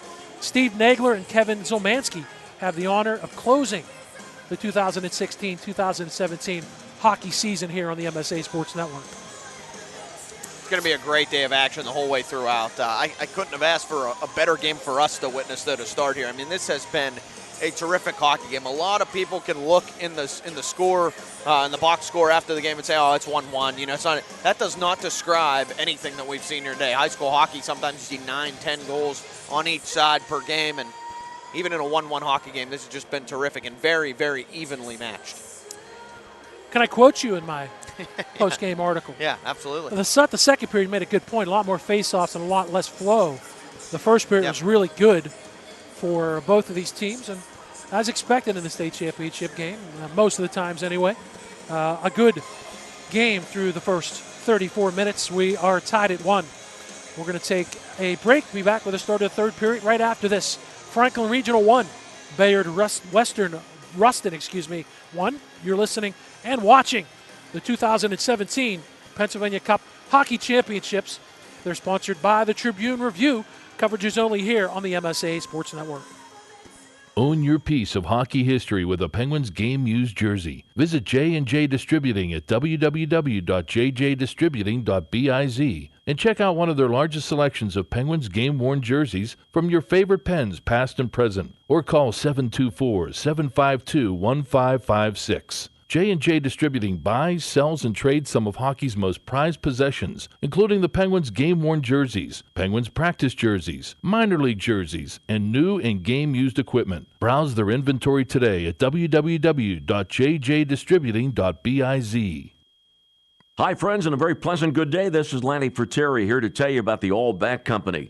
Baseball season is here, and the All Bat Company is ready to meet your wooden bat needs. All Bat Company is locally owned and operated and provides superior customer service along with the highest quality wood bats in the area. Call 412-526-5087 to make an appointment or visit them online at allbatcompany.com. That's AULbatcompany.com. Swing wood, swing better, swing all or nothing. Be sure to check out MSASports.net every day this spring for the scores, the daily standings, and the weekly rankings, plus daily high school sports broadcasts as well. In May, we will have exclusive coverage of the WPIAL baseball and softball playoffs, the WPIAL boys volleyball and tennis championships, and the WPIAL boys and girls track and lacrosse championships. Anytime, anywhere, always there, every day this spring on the MSA Sports Network. And we welcome you back to the Robert Morris University Island Sports Complex. Alongside Corey Campano, Bob Workwis, Jess Leave also here running the controls, barking out the orders here this afternoon. Make no doubt about it, Jess is the boss. She doesn't have her headphones on, so she can't hear me spewing this to her. We talked about the first two periods. Corey, thoughts on period number 3 for both the Golden Knights and the Panthers? I love that we're going into a third period for the Penguin Cup, or for the Penguin Cup, the PA Cup, and it's unknown. It could go either way. It's 1-1. It's been a completely even game. Shots are close. Goaltender play is close. Neutral zone play was very tight throughout the entire game. I think we're in for a stellar third period that could really go either way. First, I'll look at it from the Franklin Regional side. They got the monkey off their back, got the goal in the first period, but they let Bayard Rustin get that goal back. Can't let it affect you. You got to go out and play the exact same way that you have, because let's face it, they've had just as many opportunities in front of that, if not more, than Bayard Rustin has. And I think that's the mentality that they have to go in. This is all or nothing. 1-1 after the first two periods. Jamie Morrow for Franklin Regional and Brett Turner, the answer for Bayard Rustin. Bayard Rustin trying to win their 4th straight Pennsylvania Cup championship. Franklin Regional, their 2nd straight appearance in this 1A game. They're trying to win the Pennsylvania Cup for the first time in school and in program history. I think it's got to be weighing on Bayard Rustin a little bit, right? Thinking that, hey, this is, when does this end? They don't want it to end anytime soon. This could be the 4th in a row, and I think their experience and their leadership that they have on this team behind Tommy Sloan. These seniors have known nothing else but winning Pennsylvania Cup. So, that's got to be in the back of their mind, like, hey, this is what we do. We're supposed to win this game. So I don't know if that plays a factor in leaning more towards their conscience or not, but certainly has to be there. For Franklin Regional, one other thing to make note of is that at the end of the first period, late in the first period, Cameron Huffman for the Panthers, where he took a high sticking penalty, and then he got a slap with a 10-minute misconduct, and then when the period ended, he continued to bark or yap or talk, all of the three. He got a game misconduct, so that took away a second-line winger and a good player for Franklin Regional. Yeah, he had an assist on the first goal. He contributed before going out, and I think that's caused head coach Brian Kurtz to shuffle the lines a bit, but Franklin Regional has done an excellent job in responding. Let's face it, this is the last game, so they're not going to go in any sort of different direction than they have throughout the regular season, stick to what works, and all these guys can play with all different types of players. So I think that it's just a matter of figuring out what you're going to do, and it is a big loss in Cam Huffman going out for the game, but he kind of put it on himself, Bob. He keep the mouth shut, especially after the 10-minute misconduct. If that wasn't hinted up, right? You'd think that's enough. The official kind of made it known that he wasn't going to take it, and it went a little too far, and that's the price he has to pay. Both teams are out for the quick warm-up after the ice cap before the start of the third period. And then we'll be back with action after that. A 1-1 tie between Franklin Regional and Bayard Rustin. Bayard Rustin in Westchester out near Philadelphia. Just in case you're wondering, who Bayard Rustin was. He was a civil rights activist from Westchester. He was also a Pennsylvania advisor to Martin Luther King. So some history there with the name Bayard Rustin. Some history in this program, too. 10 years, and you've won 6 Flyers Cups. Yeah.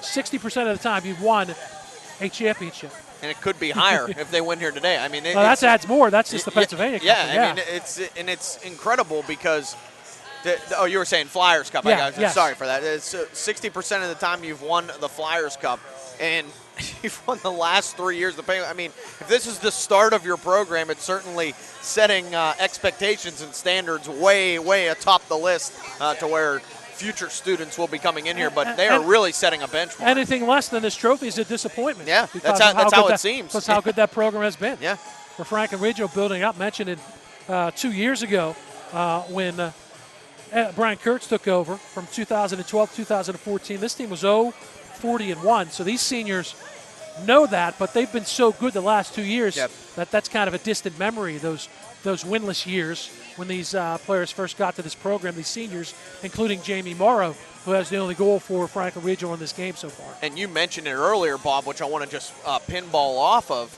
how important those young players are to step in. I mean, you watch, if you're an outsider just watching one of these teams for the first time, looking at it, you're saying, wow, Virag can really play. And as you mentioned, just a sophomore, I mean, he's got 2 years to develop even further than he already has. You got to love the young talent. That's on both sides.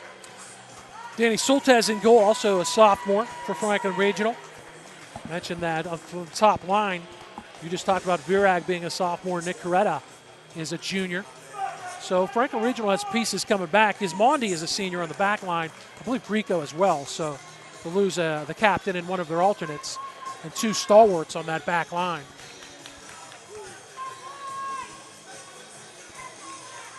Face off at center ice. Bayard Rustin in the navy blue and old gold moves from left to right. There's navy blue for Franklin Regional, but they're in the home whites and the old gold. They come opposite right to left, trying to work in is Jamie Morrow. He can't get there.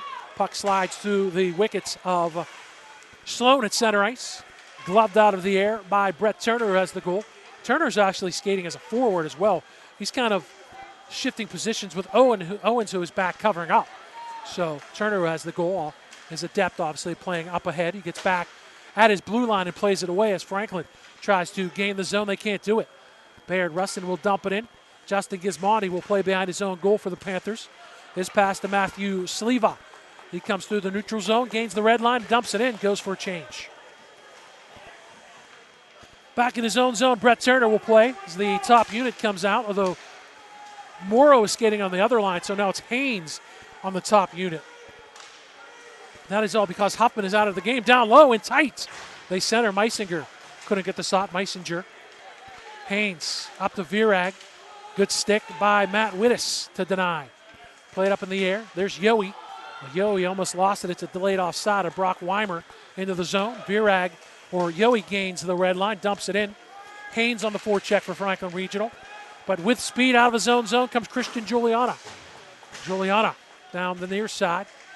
Skates away from a check of Coretta. He's in the zone at top of the right circle. Good second effort.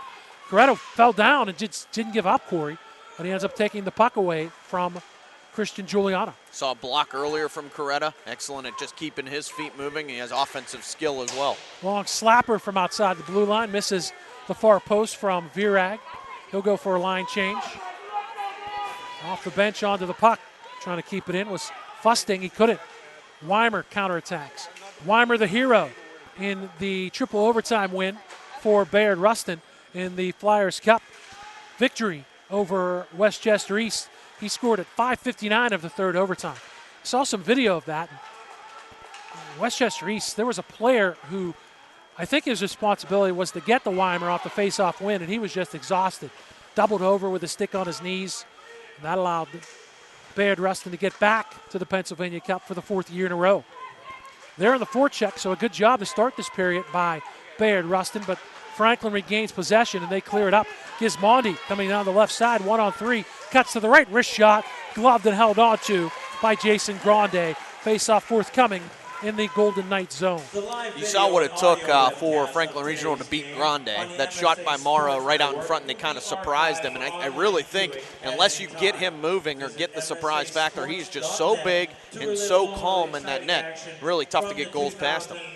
His calmness, a definite result of his experience. Yep. He's been in these high-profile games his entire career. He's finally a senior. You can hear teams in the EPIHA breathing, sighing of relief that Jason Grande is finally going to graduate. His brother was a forward on one of the teams that won earlier. I believe it was either his freshman or sophomore year. He was a pretty good player up front for the Golden Knights. Face off to his right in the zone to her left. Coretta will go against Carney. Carney wins the draw. Puck is deflected up off of the stick of Morrow, and we'll do it again. First two times it wasn't enough. This is the correct call to bring it out of the zone, as Morrow clearly deflected that into the Bayard Rustin fan base to our left. Who's the hero? Who is the hero? I was just going to say, you got the top line out there for Franklin Regional, and you've got Yowie back on the point as well, who's been terrific. Maybe this is their opportunity. And Rafferty, who's solid. Here comes Juliana. Boy, he's a good skater. Flies down the left side, stops on the goal line, centering pass denied. Rafferty tries to take the stick out of the hands of Brian Wittes. Comes behind and back to Thomas Rafferty, but he lost it. Stumped in behind. Another opportunity. This is Grieco, I believe. No, that was Coretta. Slides it to the near boards. Jamie Morrow with it. Goes down behind his own goal line. Backhands it back to Ethan Yowie. Yowie, his pass off a skate, but it comes to Thomas Rafferty. Rafferty slides it up to Nick Coretta. Coretta denied by Brian Wittes. And Rafferty has to play in his own zone. Up ahead it comes to Coretta. Leaves it for Virag. Down the left side, gains the zone. Back to Coretta. Can't shoot it. It was a little ahead, and there was traffic. The Coretta turns and fires. He missed by a wide margin. Virag behind the net to Jamie Morrow. Morrow skates out on the right wing half boards. Right point to Rafferty. Off of the back of the leg of Morrow. And it comes to Juliana. He skates through both Virag and Morrow, and he gains the red line and dumps it in. Back in his own zone to play as Rafferty. Rafferty gets there, and there's a scrum. 4 players, 2 from each team, are tied up on the left wing half boards, trying to work the puck out. They do, and it's played behind the Franklin Regional goal. Top line is out now for the Golden Knights, but Gismondi denies. Gismondi with good skating effort gets out of his own zone. Skates in front of, stops in front of his own bench. Gets it back to Rafferty, near side. Sleva couldn't deflect it in, and icing comes up against Franklin Regional, and that's unfortunate. Yeah, Sleva's shaking his head saying that he thought he got a piece of it, but I mean, if you're an official far away looking too, even if it was the slightest little if tick. You're us, we had a great view of that. He did not get the blade on. I saw the play, he tilted the stick blade down. He tried to just deflect it into the zone to get a change, but unfortunately didn't get any part of that puck. Face off back in the Panthers zone. Comes on to the stick of Sleva. He skates it out. Jordan Haynes, left wing, stops at the left circle. His pass is intercepted, and back the other way comes Brett Turner. We saw Turner's up skills earlier. He takes a wrist shot, great gap. Gismondi deflects it into the net. Turner had that great rush, which started the play, which ended up in his goal, Corey. Right there, though, I mean, opportunity. I didn't like the play by Haynes to kind of go backwards and make that drop pass when the slot area really wasn't open for that third guy, the trailer coming in. And you got to love the way that Turner just took it and turned the Jets on, but an even better play by Gismondi to realize the development of the play for Bayard Rustin and to tip it out of play. Centered in front, the man there can't shoot it cleanly. It was Meisinger. He does get it to the net. Knocked away by Soltesz. Cleared out. Haynes again on the left wing. Steps into the zone. Will fire it this time, but a tricky deflection off the stick of Laps, but a left pad save made by Jason Grande. There you go. Better to push it forward than play it back. Get a scoring to chance. Your point on the last rush. Walking out. Sleva down low. Save. Rebound stopped by Grande. 2 saves at the near post. And then the Golden Knights clear the zone. Grieco flies back into his own zone. Plays it to Yowie. Intercepted. A man wide open. Tapping the stick on the near side. That's Trasinski. Weimer will gain the zone. He'll take a wrist shot blocked by Grieco. On the near far side in his own zone. Yowie can't get it out. Good forecheck by Meisinger. Behind his own net. Skating it up. Firing it off the glass on the near side was Kristen Kitch. Up ahead to David Soltesz. And the Panthers work it into the Bayard Rustin zone. We're almost 6 minutes into the third period. Franklin Regional and Bayard Rustin tied at 1 in the 1A Pennsylvania Cup Hockey Championship on the MSA Sports Network. You're watching or listening. We appreciate it. It's brought to you by the Tribune Review. With Corey Campano, I'm Bob Workwist, Jess Levo running the controls and the camera here at the RMU ISC. Soltesz has it forced back to center ice. Kitch is on it. He'll dump it in as the Panthers will go for a line change. Out of his own zone, skating it up the near boards, Brett Turner. Turner's pass to the far side, intercepted by Virag as the Knights go for a line. Just in front, almost a good read by Morrow as he picked up the loose puck on the rush by Virag, Corey, and then he went quickly back in front. Very reminiscent of the goal those two hooked up for a Virag goal in the win over Indiana. And Virag right there started the play again with that little slick move along the far boards. And it was thrown towards the net on the right play, but Virag couldn't get his stick down in time. Coretta to Morrow, his wrist shot from the top of the right circle misses the net. Greenberg tries to play it up, he does. It's pushed forward by David Carney, but denied by Rafferty. Dumped in by Brian Wittes to Morrow. Virag can't gain the zone. I keep seeing Gismondi bent over, and keep in mind that in the playoffs earlier in the Penguin Cup playoffs, I believe in the win over Westmont Hilltop, Gismondi had a groin injury. Yep. That could still be affecting him. It's really not affecting his minutes. He's skating right through it. Nor his play, really. He is playing through it. Yeah, absolutely. But, I mean, you look He's a hockey player. Do you expect anything less? Sure, and he's the captain. You look on the bench and you see everybody standing, but Gismondi with his helmet off, chugging water, sitting on the bench. You've got to wonder if it's affecting him. But, again, you got to admire the way that kid's playing through it. He actually, a few shifts ago, created an opportunity leading the rush. Yeah. And he's been good in his own end. That's where his forte is. He had a goal and 2 assists in the win over Indiana. Virag with 2 goals and an assist. He was the Chatham University player of the game in the Penguins Cup victory. Rafferty to his own blue line. Pushes up the right side and in his own zone, Cade Penny. Penny to center ice. Here comes the dangerous Tommy Sloan down the right wing. Wrist shot, misses everything. Comes up the far boards. Haynes can't force it forward. Good pinch by Laps to keep it in. Yohe will play to Haynes, intercepted by Matt Owens. Left wing, centering pass, comes in front, the shot fanned on by Ferraro. Turning shot by Tommy Sloan. He didn't get everything on it. He missed the near post, but that was dangerous because there was net to work with. A walkout on a wraparound by Owens. Great shift, he missed it. Owens again in front. Yohe with the great gap. Deflects it and it goes up into the meshing. Great shift by the top line of Ferraro, Owens, and Sloan for the Golden Knights. Oh, they did everything but score a goal, really, in that entire shift. A great job again. I've seen 3 or 4 times in this game, including when Bayard Rustin got the goal. Nick Ferraro down low, behind the net, works his way out right there. He found Owens in the slot before it got deflected. Great shift for the top line. Face off to the left of Soltesz. A couple close calls, but it remains 1-1 for Franklin Regional and Bayard Rustin. Knights, the Golden Knights on the forecheck. Puck is on the near boards. Virag is back out. It's flipped up into the air. Virag and Morrow give chase. First man to the puck, Christian Giuliana for the Golden Knights. Coretta picks the pocket of Weimer at center ice. Virag comes down the left wing in front. Morrow back and forth. Big time save by Grande with the right toe.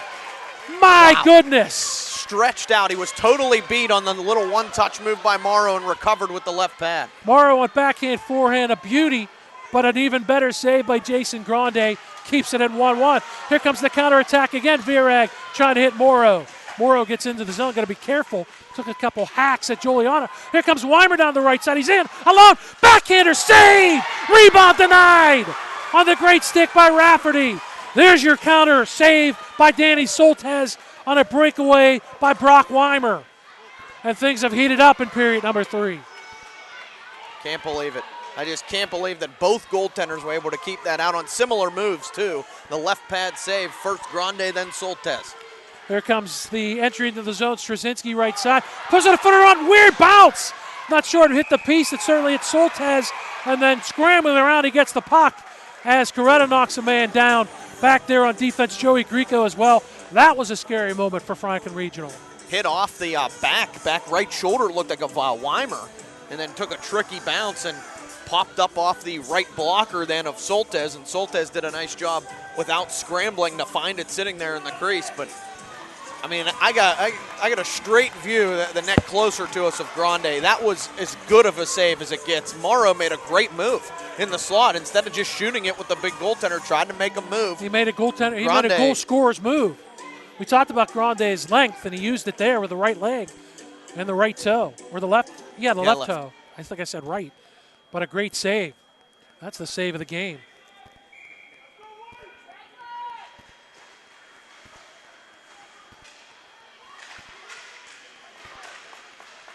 Work out in front there, an opportunity for Bayard Rustin, but couldn't get in front. Tommy Sloan's just camping there.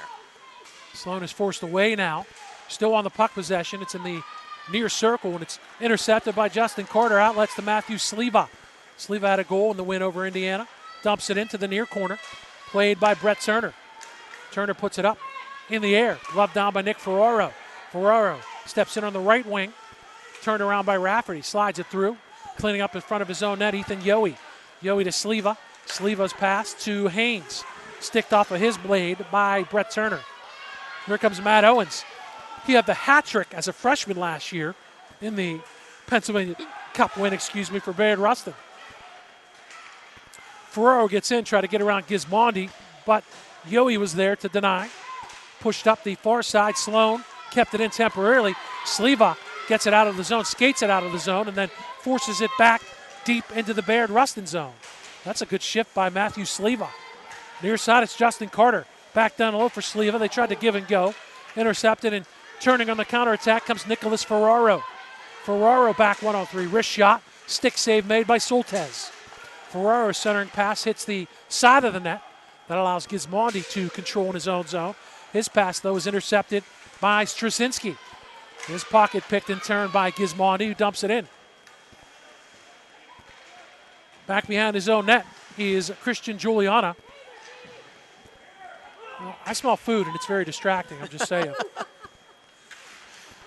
In his own zone, it's Brock Weimer up ahead, down the left wing side, gaining the zone, resetting the angle. Rich on the rebound. Soltez kept it out. What a good job to reset the angle by Meisinger. He made one stick handling move, and he fired back against the grain. He missed it. And then the rebound by Weimer was put back to the net. I got to tell you, stopped by Soltez. Brock Weimer in this third period is absolutely everywhere for Bayard Rustin. Right there, a rebound chance off the missed shot by Weisinger. And again, Danny Soltez able to reach that right leg back and make a save. I think from our angle, it didn't look as big of a save as it was. Brock Weimer had a chance on the side of the net there. And Soltez was out a little bit on top of his crease because of the initial shot by Weimer. Or by Meisinger. So that makes his job to get back to the opposite post even better. So the goaltenders at either end have kept this 1-1. Under 5 to go. It is Franklin Regional tied with Bayard Rustin. The 1A Pennsylvania Cup on the line here at the Robert Morris University Island Sports Complex. Here comes David Carney into the zone. He loses the puck. Rafferty can't clear. Penny skates in. He's open right side. He's down low behind the net. Tries to put it in front. He gets it there, but no one was home for the Golden Knights. Here comes the counterattack the other way. Kevin Kikanik skates from right to left. Good job to get back in his own zone by Penny. They put it on the net. Grande made the save on the shot by Rafferty. It's still down low, and it scrambles, and it comes out the near side. Good chances at either end in this third period, Corey. Kevin Kikanik made a great move. The hustle play at his own blue line got in, and when he couldn't get a shot off, he just spun and threw it towards the net. Rafferty crushes a man at center ice. He's going to get a penalty. That's right at the red line. I think that's Grieco, Bobby. Oh, it is Grieco, excuse me. Grieco took down, you see the player as he skates off the near boards. It was Nick Ferraro, and Joey Grieco is going to go in the penalty box. And a golden opportunity in this 1-1 game for Bayard Rustin. And they're talking about maybe making it a major, the two men with the orange stripes on their arm, the referees in this contest. The penalty will be at 11:51. It's a pretty vicious hit. I wouldn't be surprised if they do decide to make this a major.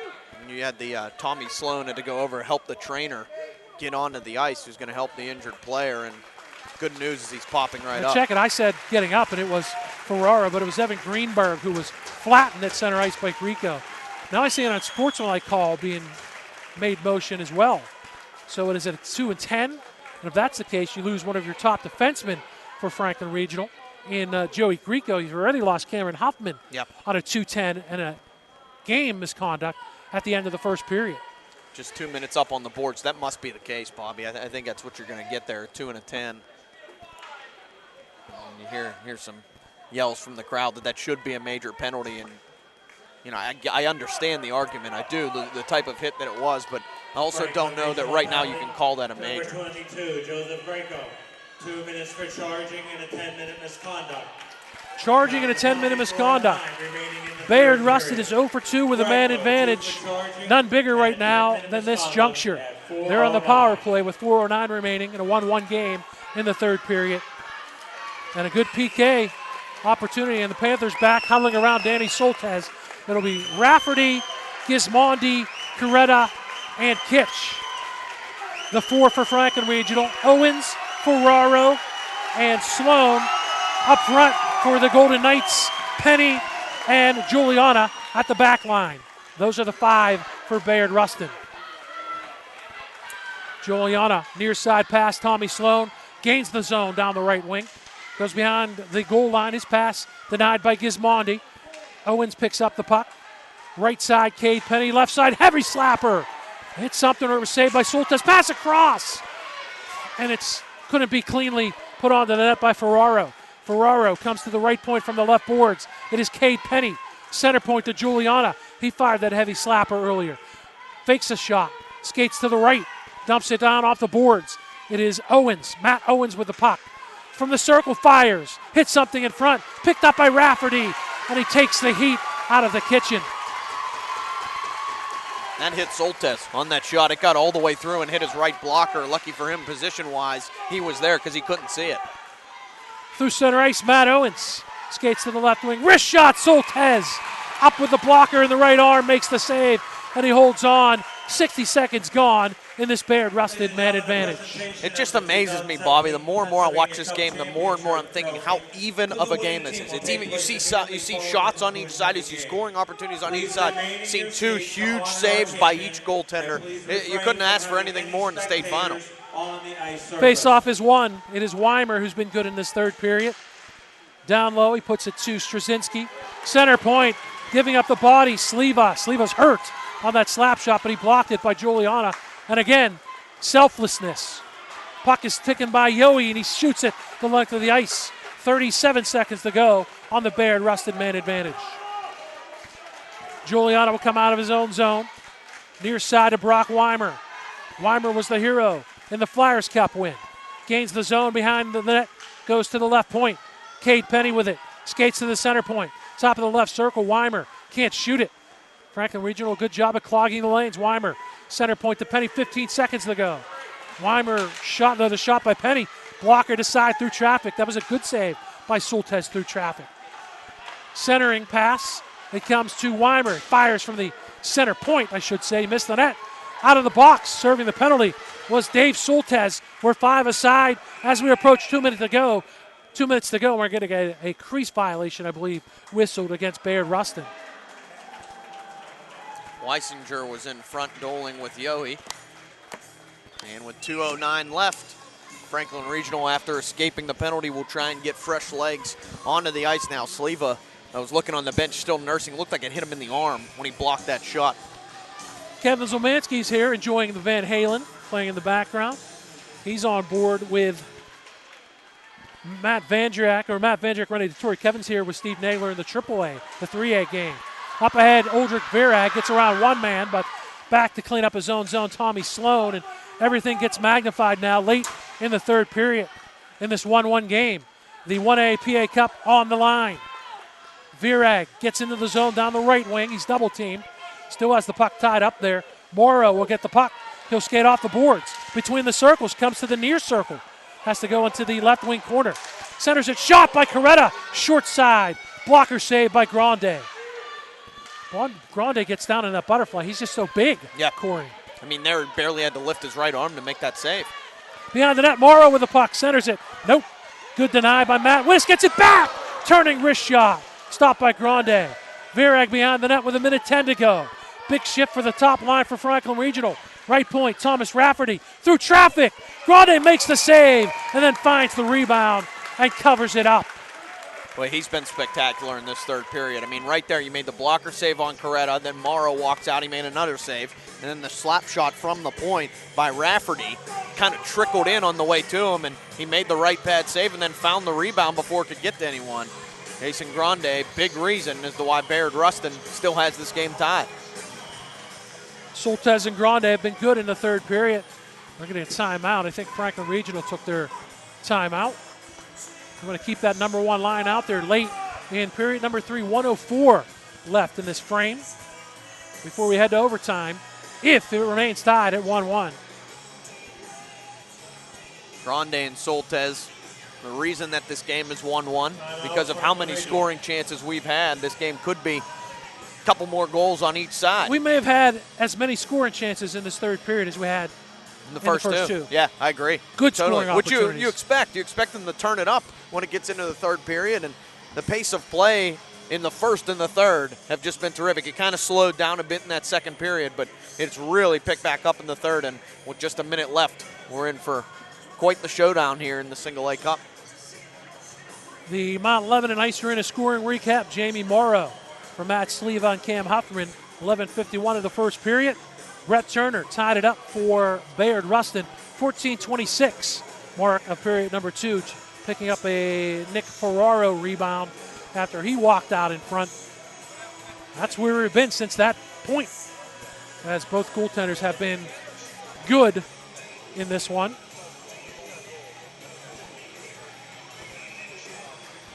We're going to get out of this timeout, and I agree with what you said, Bobby. I think purely a timeout call for Franklin Regional to keep that same 5 on the ice.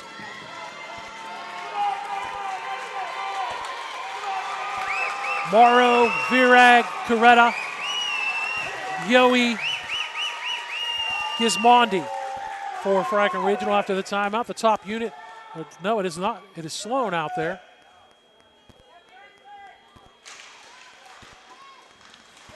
Franklin wins the draw. They try to walk it out in front with under a minute to go. Gismondi slap shot blocked in front. Virag is on the puck. Coretta is smashed into the boards. Morrow back at the blue line, can't keep it in. We'll dump it back in for Franklin Regional.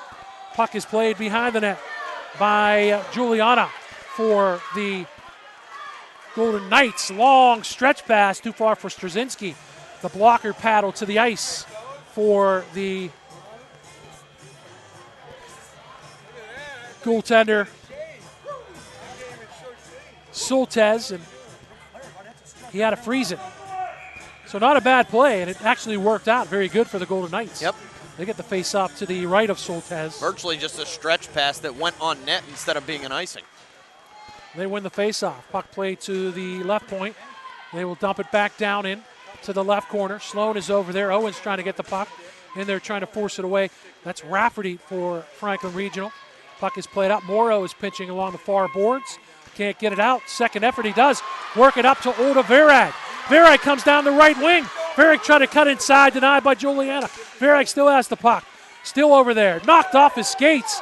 That could have been a penalty against Juliana. None to be had. We're down to 8 seconds. Walking out, Morrow. To the circle's backhander. That save is made by Grande, and he holds on with 3.1 seconds to go. I didn't know Franklin Regional had enough time, and then Jamie Morrow squirks out of there with the puck and makes a nice move to get to his backhand in the slot, but Jason Grande all over it again, did not let a rebound pop out. We've got 3 seconds left for Franklin Regional's chance.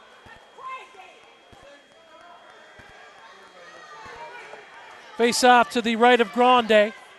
So a good shift. Virag tried to make it work and showed great patience. They did get a shot from between the hashes by their top scorer, Jamie Morrow. Morrow, by the way, has scored a point in every game this season for Franklin Regional, including today's game. So just falling down on that puck. Ian Straczynski, the Franklin fans don't like it, but it's a great play. It is, isn't it? I mean, I'd hate it too if I was on the opposition, but it's a great play.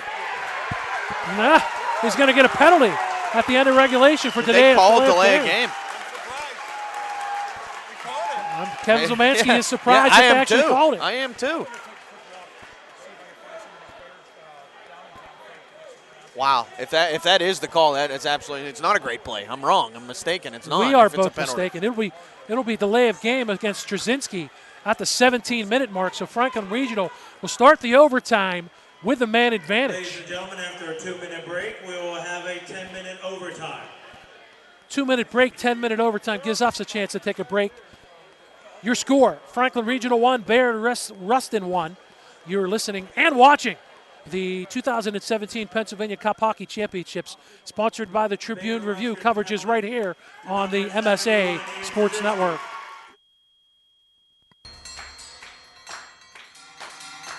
For the latest dirt on what's going on around district baseball and softball fields, tune in for WPIAL Diamond Notes every Tuesday at 7 o'clock this spring here on the MSA Sports Network. Hi, I'm Don Rebel. Join me and other MSA sports personalities each week as we visit with area coaches and update the latest news on both WPIAL baseball and softball. It's WPIAL Diamond Notes, Tuesday nights at 7 p.m. only here on the MSA Sports Network. Hit the ice at Mount Lebanon Ice Center, offering the most comprehensive instructional programs in the area, including hockey, figure skating, and learn-to-skate classes for all ages and ability levels. Classes start soon along with senior and developmental hockey leagues. Mount Lebanon Ice Center also hosts Friday night teen skates and Friday after-school skates for younger children. Birthday party packages also available. Mount Lebanon Ice Center, serving the South Hills for more than 35 years. Call 412-561-4363 or go to mountlebanon.org. Through Chatham University's integrated degree programs, you can save time and money by earning both a bachelor's and master's degree in fields like physician assistant studies, occupational therapy, and physical therapy. And we are adding a new integrated degree program, a bachelor's in exercise science and master's in athletic training. We also offer over 60 clubs and organizations and 16 D3 men's and women's sports, including men's ice hockey starting in 2017. Learn more at chatham.edu/explore.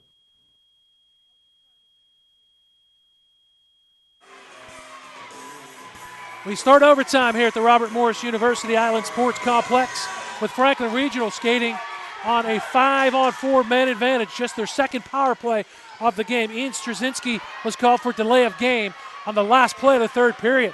Here comes Matt Owens in, backhands it.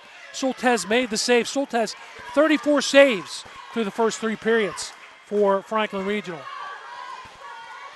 Franklin can't get in the zone cleanly, and the Golden Knights will send it up. Gismondi in front of his own crease on the forecheck, Tommy Sloan.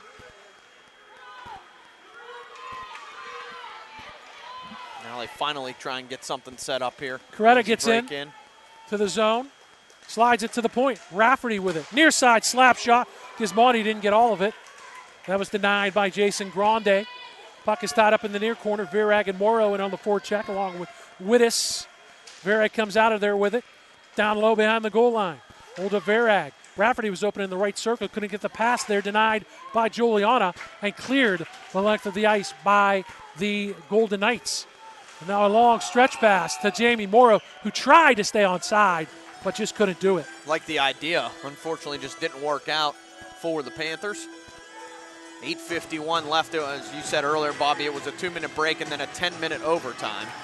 And Franklin Regional not making the most out of this power play opportunity just yet to start it off.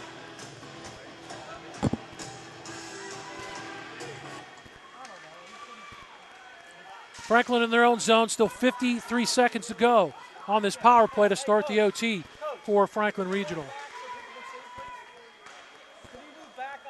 Puck on the far side, played in, trying to get the puck there on the forecheck. Amy Fusting on the puck, Sleva on the right corner, States behind the net, reverses for Franklin Regional. Tries to get a return pass, it's too far past him, and then the Golden Knights will push it forward. On the attack, coming in. They walk into the net. Behind the net, Ferraro centers. Oh, they had a great opportunity for their player, Carney. And it was blocked in front. Gismondi was there, and I think he got a piece of it. They very nearly scored shorthanded to win the state championship. Steal! And they get it back. It's open, and they can't shoot it. As Virag got back to deny the opportunity by Owens. 2-3 golden opportunities shorthanded for the Golden Knights. Yeah, surprised that Franklin Regional was even on the power play or with a man advantage. That's when Bayard Rustin turned it up. Behind the net, in his own zone, it is Cade Penny. To the near point shot, blocked in front. The Yowie offering was stick down by Jack Page. There comes Coretta. His pass too far for Morrow. Morrow will go get it. Morrow steals it. Virag's in front. Morrow's going to walk around. Morrow puts it in front on the saucer pass. Comes to Rafferty through traffic. Bounces away from Morrow on the near side and cleared away by the Golden Knights. They can't get it out. Coretta keeps it alive. Works it to the far corner. Matt Wittes on the left side in his own zone. Flips it up in the atmosphere. Back to center ice. Comes to Morrow. Morrow to Olda Virag. Virag will walk it in. Pushes it, shot! And a save made by the left pad of Jason Grande. A stuff attempt by Virag. That is denied on the turnaround by Ian Straczynski. Back the other way. A break in. Matt Owens to the backhand. Score! It's 4 in a row for Bayard Rustin. Unbelievable. Jason Grande made 3 or 4 huge saves in overtime and in the third period and overtime, and it leads to one breakaway for Owens, and he finishes. 4 in a row. 3:07 overtime. Matt Owens on the breakaway wins the Pennsylvania Cup, the 1A Pennsylvania Cup. A 4-peat for the Golden Knights. The tremendous finish. Grande a save at one end and back the other way. Matt Owens wins it for Bayard Rustin. Shots in the overtime. Bayard Rustin 2. Franklin Regional 2. Game total. We'll be back with our Mount Lebanon Ice Arena postgame scoring summary after this. A disappointing end for Franklin Regional, but Bayard Rustin wins in the first overtime. Their 4th straight Pennsylvania Cup championship. 2-1 on a Matt Owens goal. He had the hat trick in last year's championship, Corey. He's the hero for the Golden Knights in this one. He was great all throughout the playoffs for them. And huge when they needed it on a great move. Danny Soltesz, nothing to hang his head about. It was a terrific move on a breakaway for Owens. You have been listening and watching the 2017 Pennsylvania Cup Hockey Championships, sponsored by the Tribune Review, only here on the MSA Sports Network. Through Chatham University's integrated degree programs, you can save time and money by earning both a bachelor's and master's degree in fields like physician assistant studies, occupational therapy, and physical therapy. And we are adding a new integrated degree program, a bachelor's in exercise science and master's in athletic training. We also offer over 60 clubs and organizations and 16 D3 men's and women's sports, including men's ice hockey starting in 2017. Learn more at chatham.edu/explore. Own your piece of hockey history with a Penguins game used jersey. Visit J&J Distributing at www.jjdistributing.biz and check out one of their largest selections of Penguins game-worn jerseys from your favorite Pens, past and present, or call 724-752-1556. J&J Distributing buys, sells, and trades some of hockey's most prized possessions, including the Penguins game-worn jerseys, Penguins practice jerseys, minor league jerseys, and new and game-used equipment. Browse their inventory today at www.jjdistributing.biz. Right now, when you refer a friend to open a new personal or business checking account at First Commonwealth Bank, you can earn a generous cash reward. It doesn't even have to be a friend. Could be a relative. Could be a Bruins fan. Could be that guy over there with the weird hair thing going on. It doesn't matter. Refer anyone to open an account and it will really pay off for you. They'll even get a cash reward themselves, no matter who they root for. First Commonwealth Bank, member FDIC. Learn more at a local branch or visit fcbanking.com. Hi, friends, and a very pleasant good day. This is Lanny Fratteri here to tell you about the All Bat Company. Baseball season is here, and the All Bat Company is ready to meet your wooden bat needs. All Bat Company is locally owned and operated and provides superior customer service along with the highest quality wood bats in the area. Call 412-526-5087 to make an appointment or visit them online at allbatcompany.com. That's AULbatcompany.com. Swing wood, swing better, swing all or nothing. Back for the MSA Sports Postgame Show with Corey Campano, Bob Orquist, as they are handing out the hardware to the Bayard Rustin Golden Knights for the 4th year in a row. They're the 1A Pennsylvania Cup champions. They'll get to take the victory lap as they win it in overtime on a goal by Matt Owens. 2-1 over Franklin Regional. Disappointment for the 2nd straight year for the Franklin Regional Panthers, but Bayard Rustin, they are joining Rarefied Air. We'll get to that in a second, but their captains and their seniors are. Now comes the walk with the skate to the near side with the Pennsylvania Cup. Well deserved for Bayard Rustin. Franklin Regional put up about as big of a fight as you can. Danny Soltez was terrific. Gismondi some tears shedding as he skates off. The captain played a terrific game in. Wow, had a little injury to deal with as well, but the Golden Knights for the 4th year in a row win it, and very well deserved. Grande was terrific in net, and Owens again the hero on the breakaway goal. Bayard Rustin now celebrating their 4th consecutive Pennsylvania Cup after winning their 6th Flyers Cup. Coming out here to the west, they join Meadville, who won 5 from 92 through 96. Bishop McCourt, who won 4 from 94 through 97. Churchill won 4 straight from 75 through 79. Malvern Prep 4 straight, 01 through 05. The last team to do it was Peters Township, 02 through 05. They join Rarefied Air, winning their 4th straight Pennsylvania Cup. Piling on the ice to take the picture are the Golden Knights and holding up the number 4 symbol. They know what has just happened, and what a terrific game again, Bob. I mean, what a way to start off the day. We've still got 2 more games to go on the network, but that one as good as it gets. Let's jump to the Mount Lebanon Ice Arena scoring summary, the post-game scoring summary in this 2-1 overtime thriller. First period, 5:09 to go. Franklin Regional scored first. It was Jamie Morrow in front of the net to break open the scoring on a pass from behind the net from number 47, Matthew Sleva. Cam Huffman also got an assist there. That's how the first period ended. In the second period, went all the way down to 2:34 remaining, and that's when Bayard Rustin tied it up on the goal scored by number 17, Brett Turner. And the assist on that one to Nick Ferraro. No scoring in the third period. Led to an overtime with 6:53 left in that first overtime. 3:07 into the period. A breakaway goal scored in the game winner for number 89, Matt Owens. An assist that time on the stretch pass from Ian Straczynski. 2-1 our final. Bayard Rustin with the victory, and they also outshot Franklin Regional 37-30.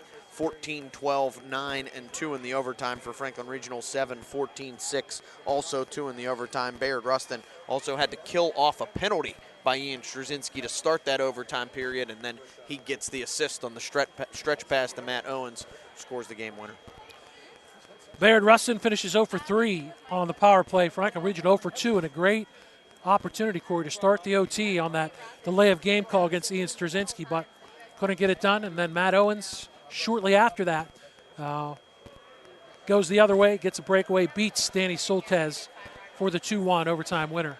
Yeah, it was a clear breakaway, and he had a clear chance to make a move to the backhand, which he did. Danny Soltez actually slid over and might have gotten a bit of a skate or a pad on it. The net came off, but not before the puck was already across the line. And Bayard Rustin gets its 4th in a row, 2-1 the final. One last piece of business for us to attend to in this one. It is our Chatham University 3 stars of the game, and some tough decisions, but in an overtime game, I think these kind of fell in line as they should have. I'd go first with the 3rd star, and it's got to be from Franklin Regional. The goaltender, Danny Soltez. He kept them in it the whole game. He made 35 saves on the night. He's the 3rd star. 2nd star, Bobby, you and I each looked at each other and said this guy had to be in there because he had 29 saves, and about 5 or 6 of them were spectacular to keep them in the game, and that's Jason Grande, the goaltender from Bayard Rustin. And then obviously the number 1 star, Matt Owens, with the game winner in overtime for Bayard Rustin. Again, Owens 1, Grande 2, Soltez 3. 2 years in a row, Matt Owens, your number 1 star in a Pennsylvania Cup championship game.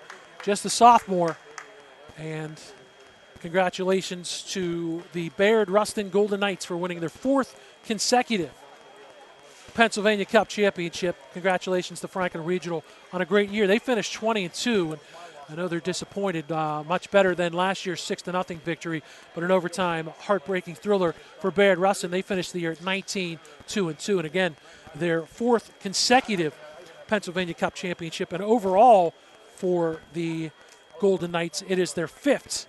Their first championship came in 2009, and then they've now won 4 straight with this exciting overtime victory here this afternoon at the Robert Morris University Island Sports Complex. Good job, Corey. Thanks, sir. You too. Good job, Jess Levo. She'll be here for the next game, the 2A state championship featuring Plum and Downingtown East. You can hear it on MSA Sports. Matt Vandrak, Rennie DeTore on the call of that one from the Robert Morris University Island Sports Complex. For my partner, Corey Campano, Bob Workwist saying the Matt Owens overtime winner, 3:07 in OT, gives Bayard Rustin the 1A Pennsylvania Cup championship.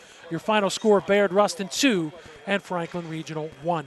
You have been listening and watching the 2017 Pennsylvania Cup Hockey Championships, sponsored by the Tribune Review, only here on the MSA Sports Network.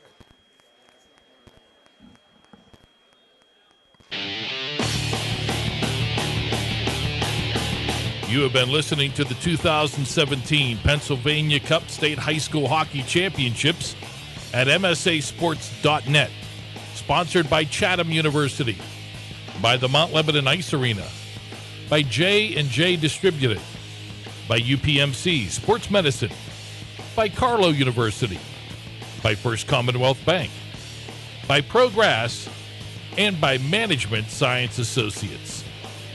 You can go back and listen to regular season and postseason high school hockey action anytime you want by logging on to www.msasports.net for archives, results, and articles, as well as our YouTube page for Center Stages.